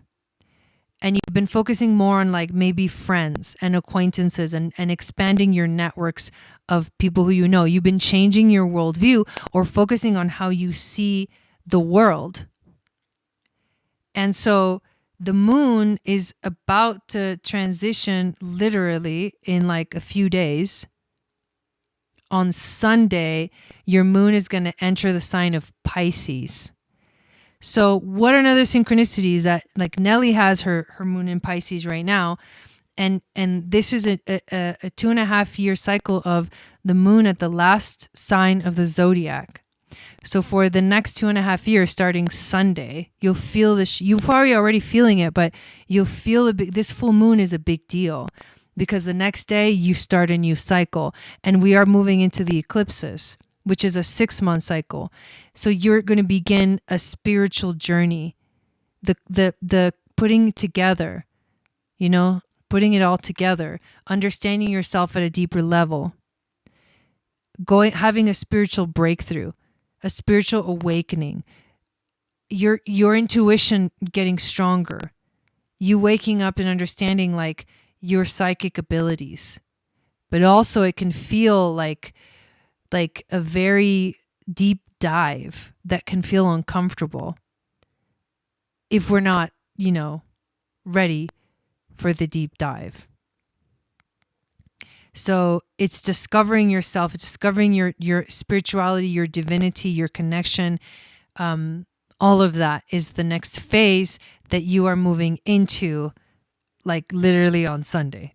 So kind of crazy that the reading is happening now while this is about to start.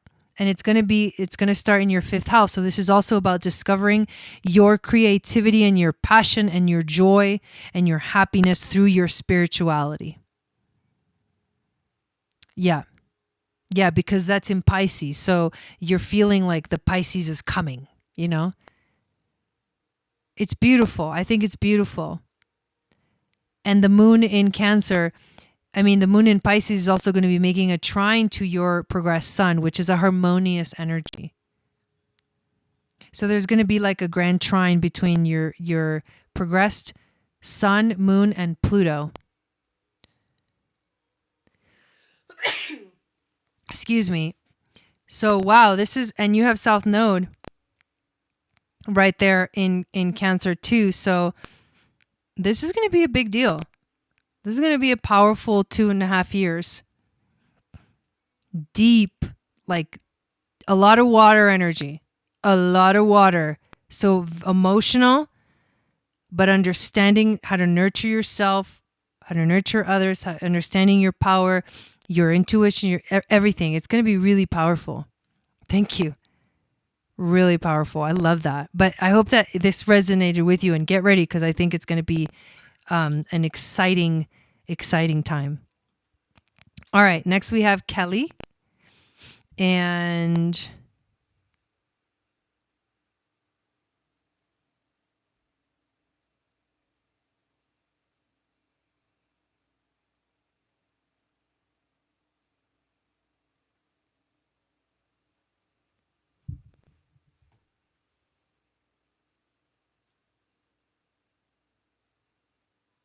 okay.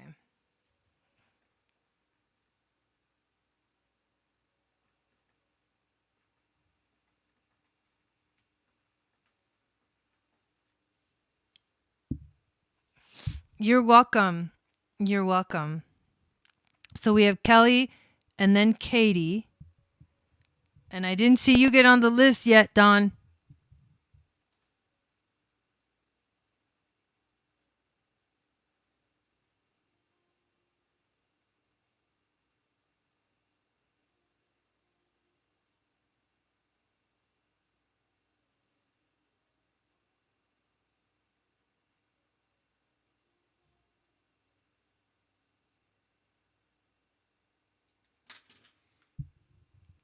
All right, here we go.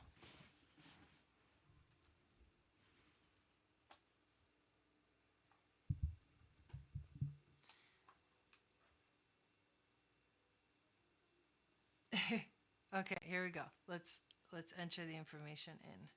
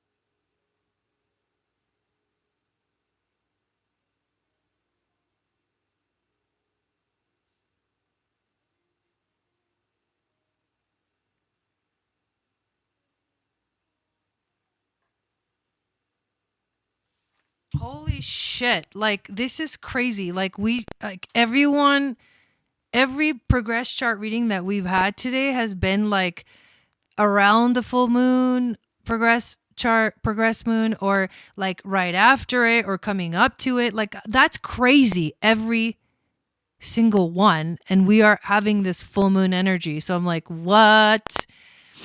Okay. So you just went through your full moon phase. What were you doing? Okay, so the most recent big phase in your life, which was the full moon, we're going to go back and find out when that happened.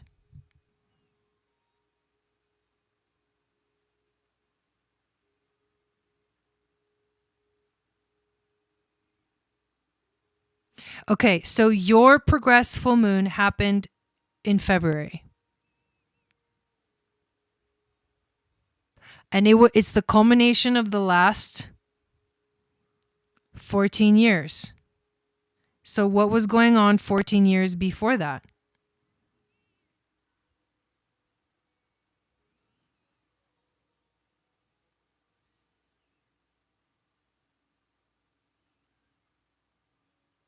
So around 2006 was where you had a full moon, progress full moon in the sign of Libra. So it could have also, what the hell? It could have also been about a relationship.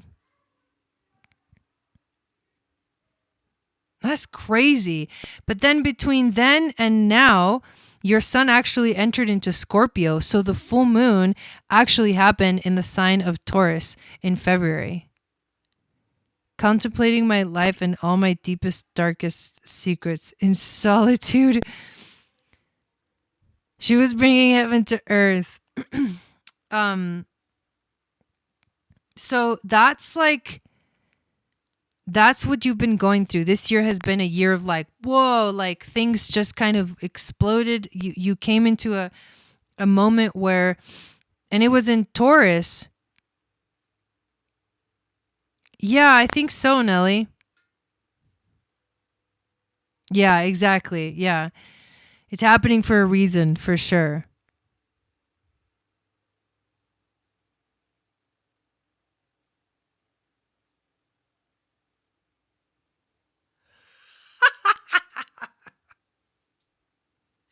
Sure. Sure, Tyrone. Sure. Okay. So what you have been experiencing is this full moon in Taurus, which is a full moon that will bring up the issue of like money. It could be money, it could be dealing with money, but also it's self-esteem, your relationship to the earth, really, your relationship to the earth, your relationship to how much, what you value in your life. Like your values may have been shifting very intensely, or very drastically might be a better way to say that. Drastic shifts in what you value and what is important to you. You've come to realize something that is very important to you this year. And now your moon is waning. So you've already reached that climax energy. There's nothing that you have to do. Literally right after the full moon, just relax and go with the flow.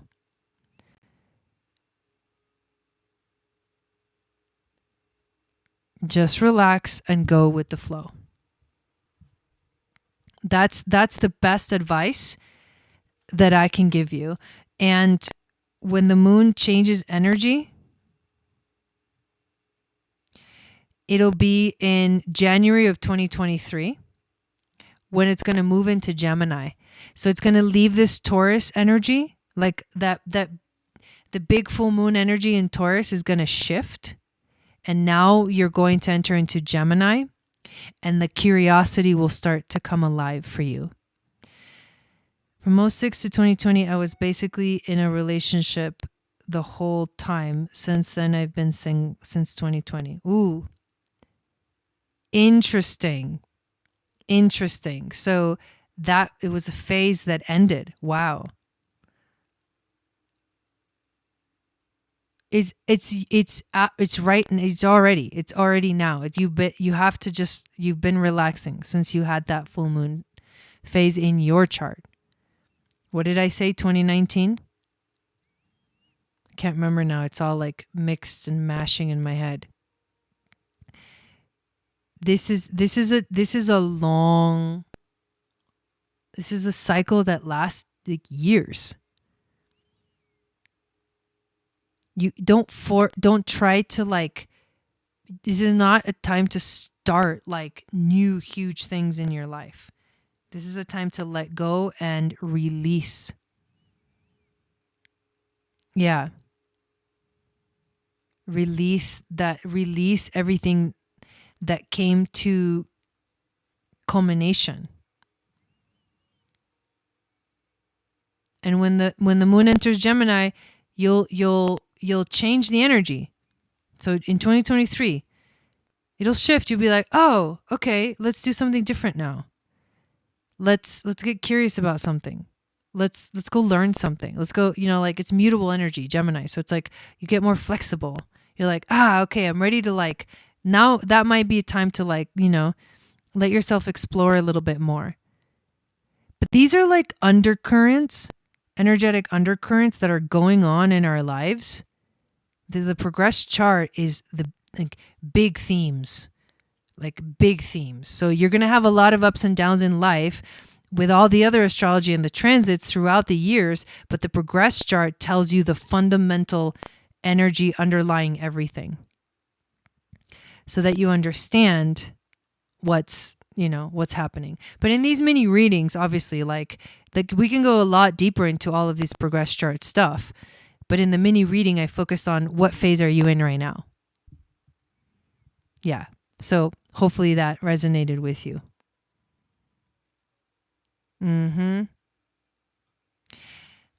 Okay. So next we have Katie. So go ahead and put up your question, Katie. And the list is closed.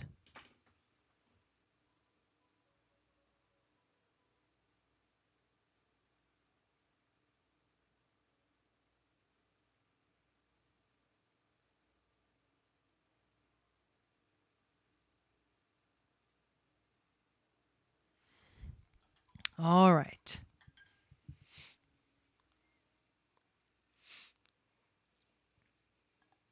Happy full moon, y'all. Let's get it on. 2 more readings.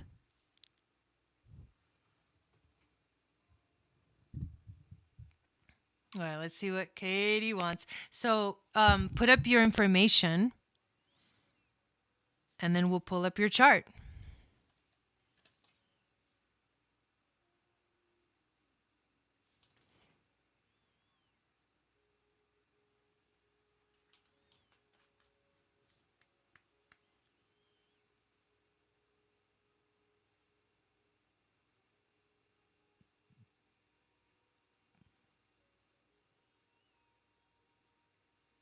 I just put up your chart info. I'll take care of the rest.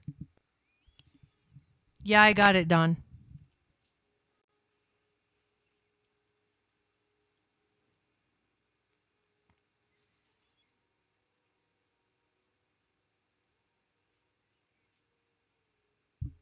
Dawn, what kind of reading are you going to get?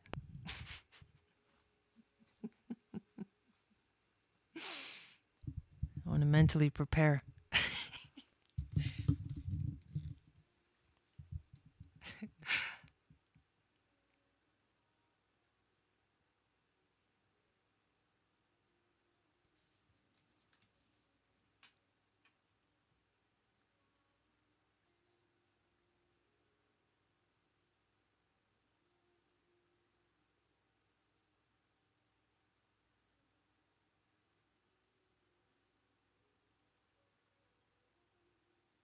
What an interesting name of a city.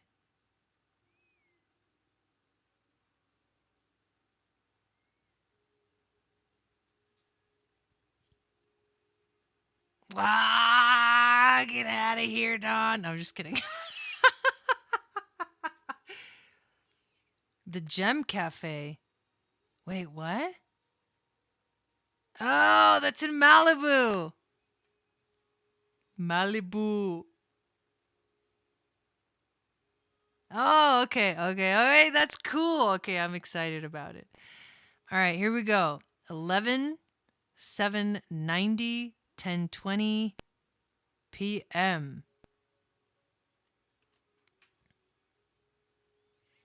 All right, I'm going to look at it for a second. So don't get freaked out if I go silent.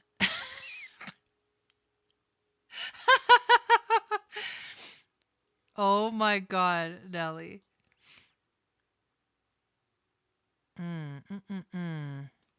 Let's see. Damn. Moon conjunct Chiron at 27. Damn. Exact. Damn. Sun in Scorpio. Conjunct Venus. Oh, that's badass. And Pluto. Damn. And Mercury. Okay. Jai's losing it a little bit, but it's okay. We're going to be okay. Oof.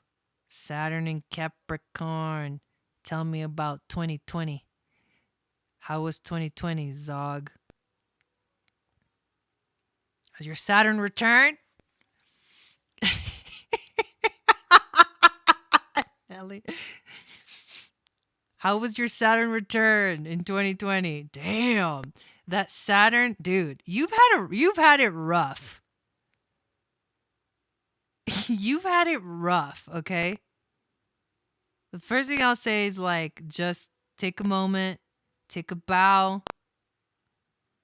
You've had it rough. That Saturn-Pluto conjunction was literally on your Saturn. Your Saturn return was gnarly. What happened?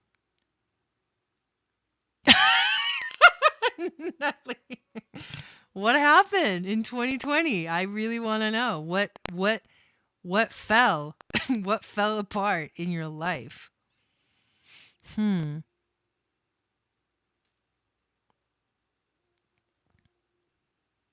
Okay. Mars in Gemini. It's retrograde. That's interesting.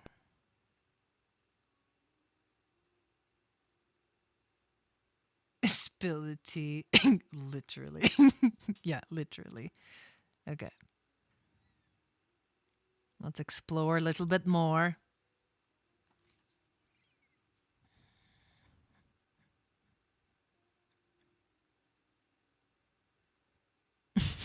She's getting close.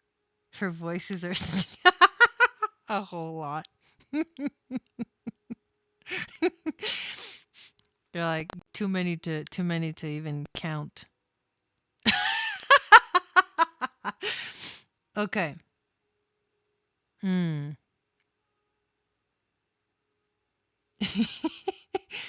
So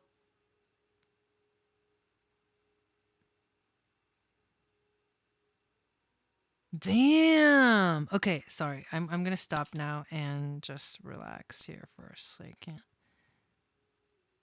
You had a nodal shift in your frickin' progress chart. But when did that happen? Probably like not too long after you were born.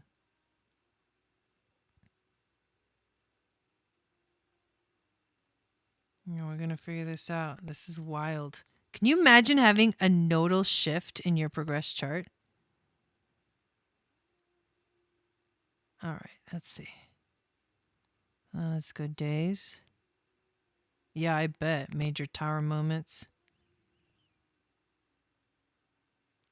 Okay, we're going back. We're going back. Who called it? Nelly? Oh my God. Okay. 2001.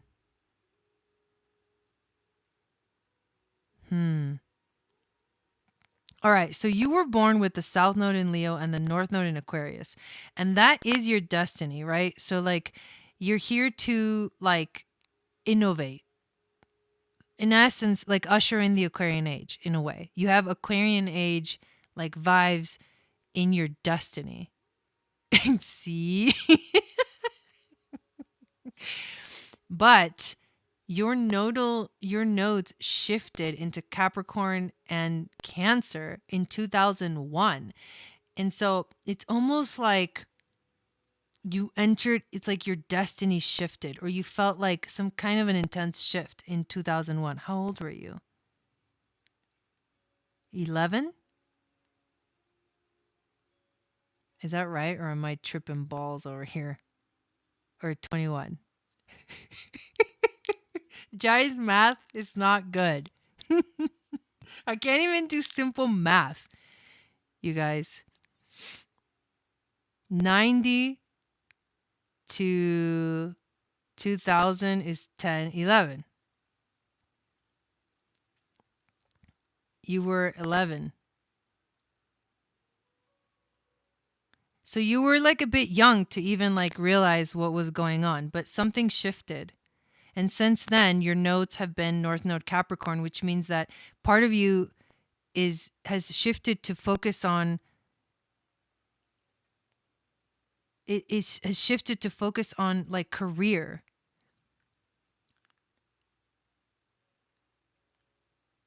There was a shift, and you probably felt it very strongly when you were 11 years old.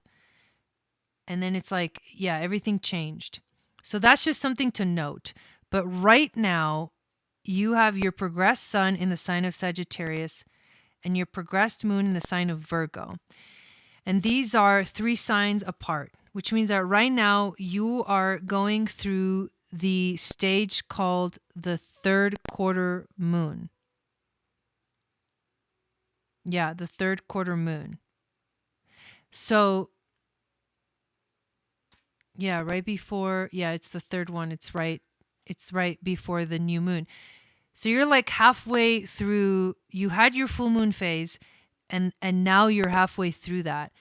And as the moon is waning in your chart, in your progress chart. But when it hits the square, the 3rd quarter square, what happens is you have to focus on, and this is what you have been doing, but you have to focus on letting go of, like, you don't need to really make any changes, because the square is about making changes, but this is just about making like tiny adjustments. You've been making adjustments in your life when it comes to your schedule, your daily life.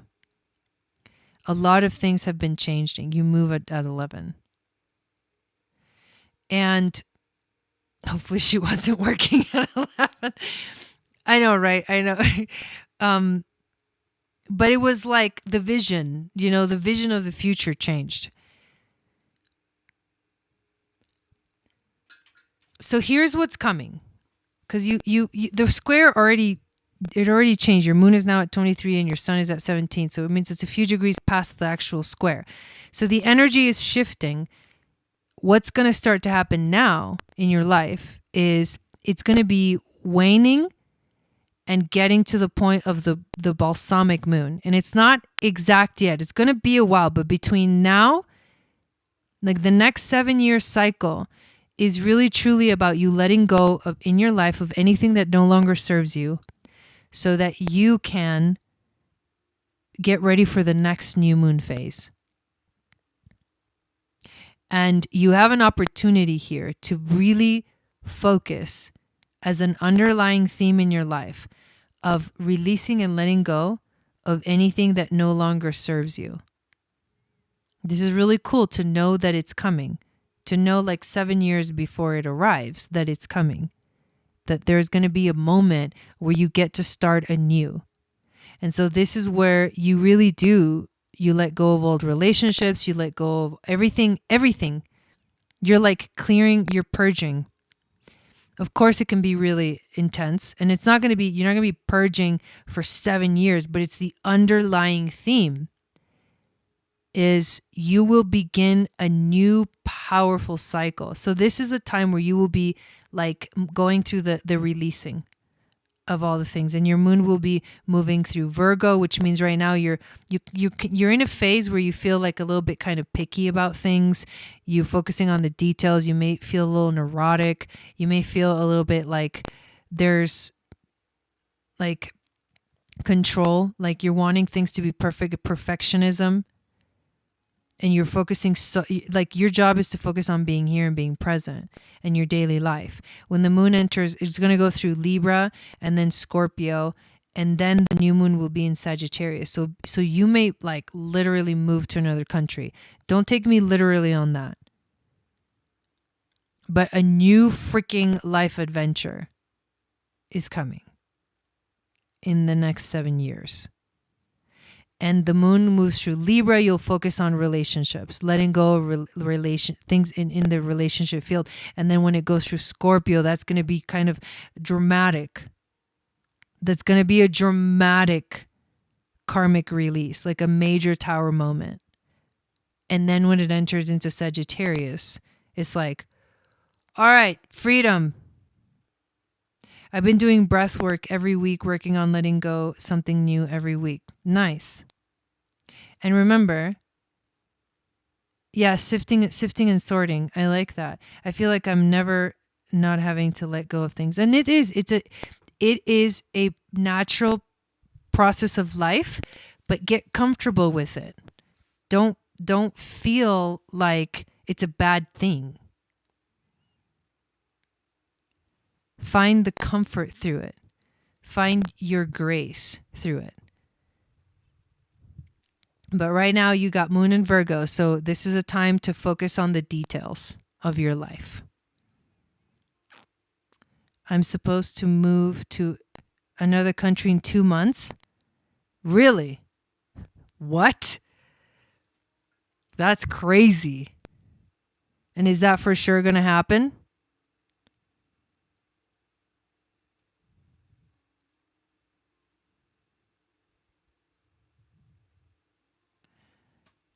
Well, you're going to, if that does happen, your moon is going to be, so let me tell you at least when it changes into Libra.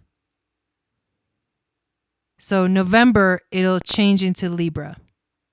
And that's where new relationships, but also releasing old relationships, but new relationships coming in and learning to work together with other people. The energy will shift in November. That's when, look out for that kind of a shift. But these are, remember, long-term cycles. So that's kind of where you're at. You're going to be letting go of big things and making space for a whole new journey. It's crazy. Yeah, that's crazy. So there you go. All right. Oh wait, Dawn also wants an astrology reading. So, all right. I hope that resonated for you, Katie. And yeah, get comfortable with being uncomfortable. Yeah, literally. That was crazy. That is crazy.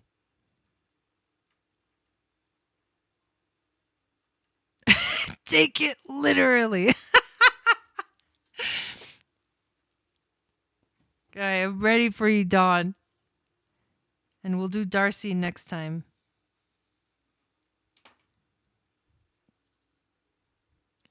It's temporary for a couple of months, or at least I think, but first time ever for another country. Yeah. Powerful experience. You'll have that moon It'll be an experience where you're going to learn a lot, and then you come back and the energy will shift and you'll be in a different, you'll feel differently. You'll feel differently. Because you'll be getting closer and closer to the moon in Scorpio, to balsamic moon phase in Scorpio.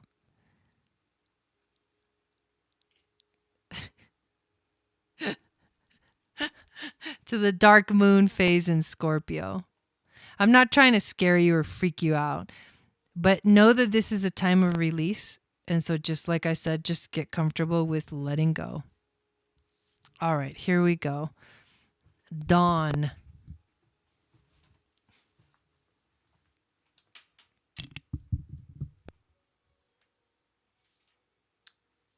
And thank you, Katie.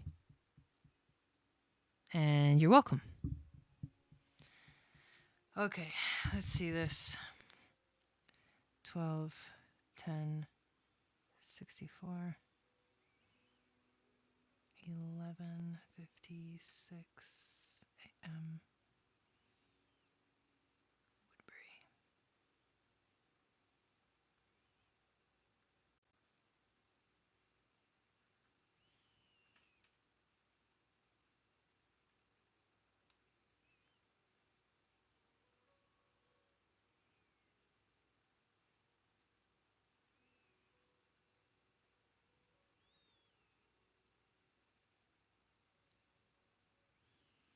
Why isn't it finding Woodbury? Oh, because I'm misspelling it. There we go. And then we've got...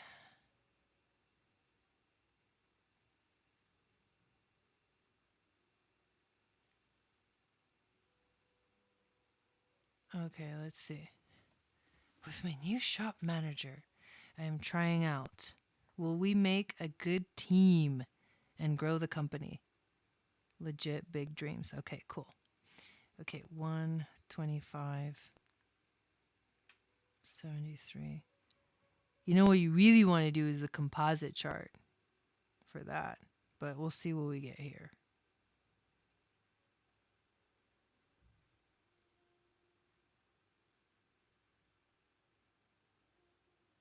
You know what I would find out? Find out what his human design is and find out what your human design is. First message. It's so funny. You're like, I need your birthday, time of birth, and location of birth, please. This is part of the application details. 2 a.m. Asunción. All right, let's check it out. But I can't do a composite right here. But I was just gonna say that would be a good one to look at. A composite. Go look at it on astro.com. Okay. I'm just gonna focus on certain things.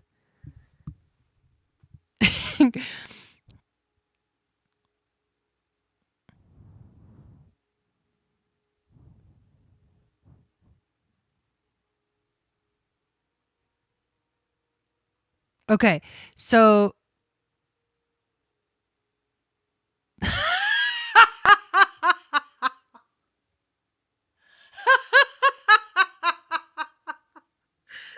that's fucking hilarious, John. I wonder if he knows why. Okay, it's hilarious that he just gave it to you, no questions. And that he knew it. He's probably laughing all the way home. Haha. So here's the first thing that kind of jumps out at me. So it's business, right? We're talking business. So let's look at the Capricorn energy.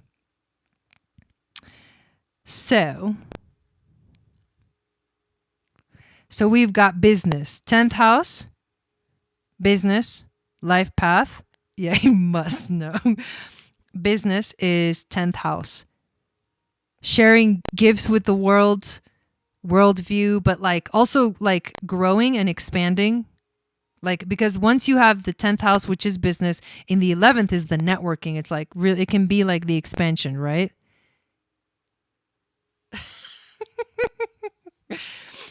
So that's the 11th house.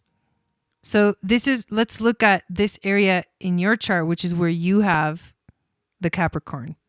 So you have Pallas Athena, goddess of wisdom in Capricorn, Mercury in Capricorn. And you've got these other ones, Black Moon, Lilith, and Ceres. But really what I want to focus on, let's not look at the asteroids. Let's focus on the Mercury, and then he has North Node Capricorn, Venus in Capricorn, Jupiter in Capricorn. So guess what, Gina? That's fucking badass for business. He's a total business person. North Node Capricorn is focused on business and career. Venus and Jupiter are the two benefics. Venus is exactly conjunct his North Node, which is relationships. And Jupiter expands this energy. That's actually pretty cool. And you're like, that's your communication style. Now his North Node, Venus and Jupiter, I mean, Jupiter is like, so he went through his Jupiter return in 2020. And it's like good luck in career.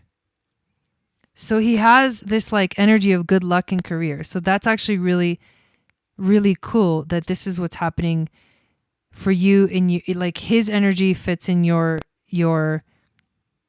11th house of sharing your gifts with the world. So it's kind of like he is here to help you share more of yourself with the world and to expand that. Jupiter in the 11th house is more connections. He may bring in a lot of people. Yeah, it's really, really cool. Let's look at some other stuff.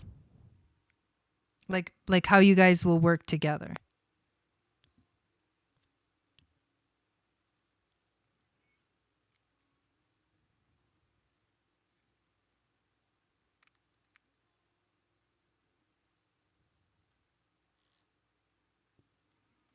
Whoa, look at this.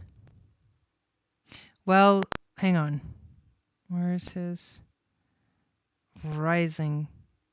Do I even have it in here? Okay, let's look at the Sag stuff. Because your sun is in Sag, your South Node is also in Sag.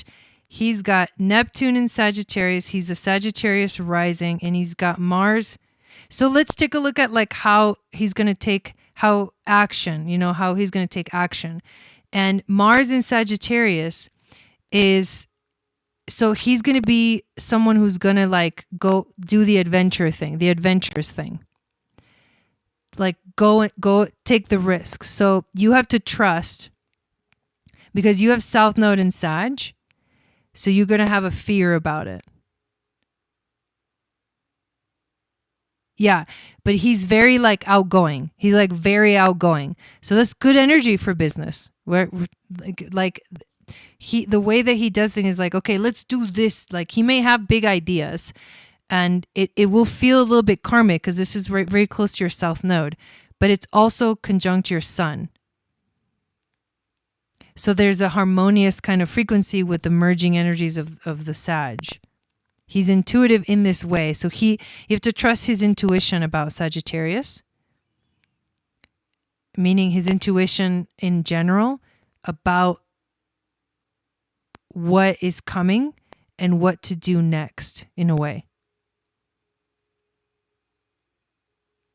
Like he's going to be intuitive, but he's going to be a little like, he's going to take some risks or be very adventurous. And so it'll take you like trusting to see how it goes. You got to see how it goes. But he's very career oriented. That's a big part of him. Let's see what else stands out. So you tend to be a little bit more like controlling, and that might be a challenge for you. Meaning controlling, if we're talking about the workplace, you might be a little, you have to like trust. Just give it a chance. Shannon, give it a chance. Because he may take you to places, very far that will take you out of your comfort zone for sure. Well, let me see what else stands out.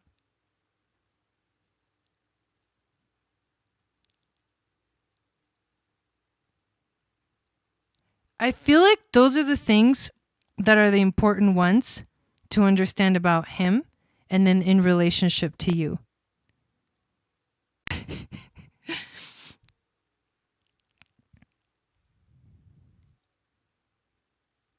And he's got Sun in Sagittarius. I mean, just kidding. Sun in Aquarius, sorry. Sun in Aquarius and Mercury in Aquarius as well. So he's going to have unique ideas and innovative ideas. That's actually pretty cool. And that's also in your 11th house. So he might bring up unique ideas to like do the whole business thing. For you, this is the area that he really like shines into.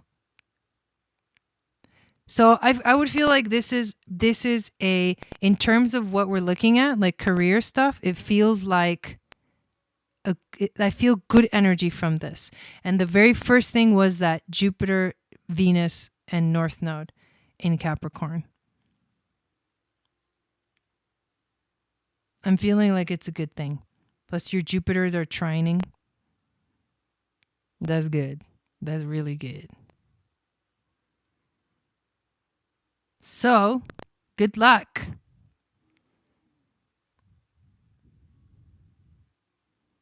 I'm sure there's more, but this is what's coming out right now. This is the main thing that's like kind of speaking to me in this moment. And if I keep looking at it, I keep feeling like that's what we need to know, and that's it. But if I kept looking at it more, I feel like more would come up. So far my verdict is this feels good. It feels good. All right, awesome. I love that. So actually I'm kind of like tired. So I think we're done for the night. But thank you everyone for being here tonight. We did so many more readings than I expected, but it's all good. And nice, Katie. Awesome. Yeah, I know, Adriana. So I hope you guys have a beautiful evening. And remember, tomorrow is the full moon ceremony. So come back tomorrow at same time, 6 p.m. Pacific, 9 p.m. Eastern, to do the full moon ceremony with me and enjoy the energy of the powerful full moon. That's a conversation for another day. I'm just kidding. It means like, are you familiar with tarot?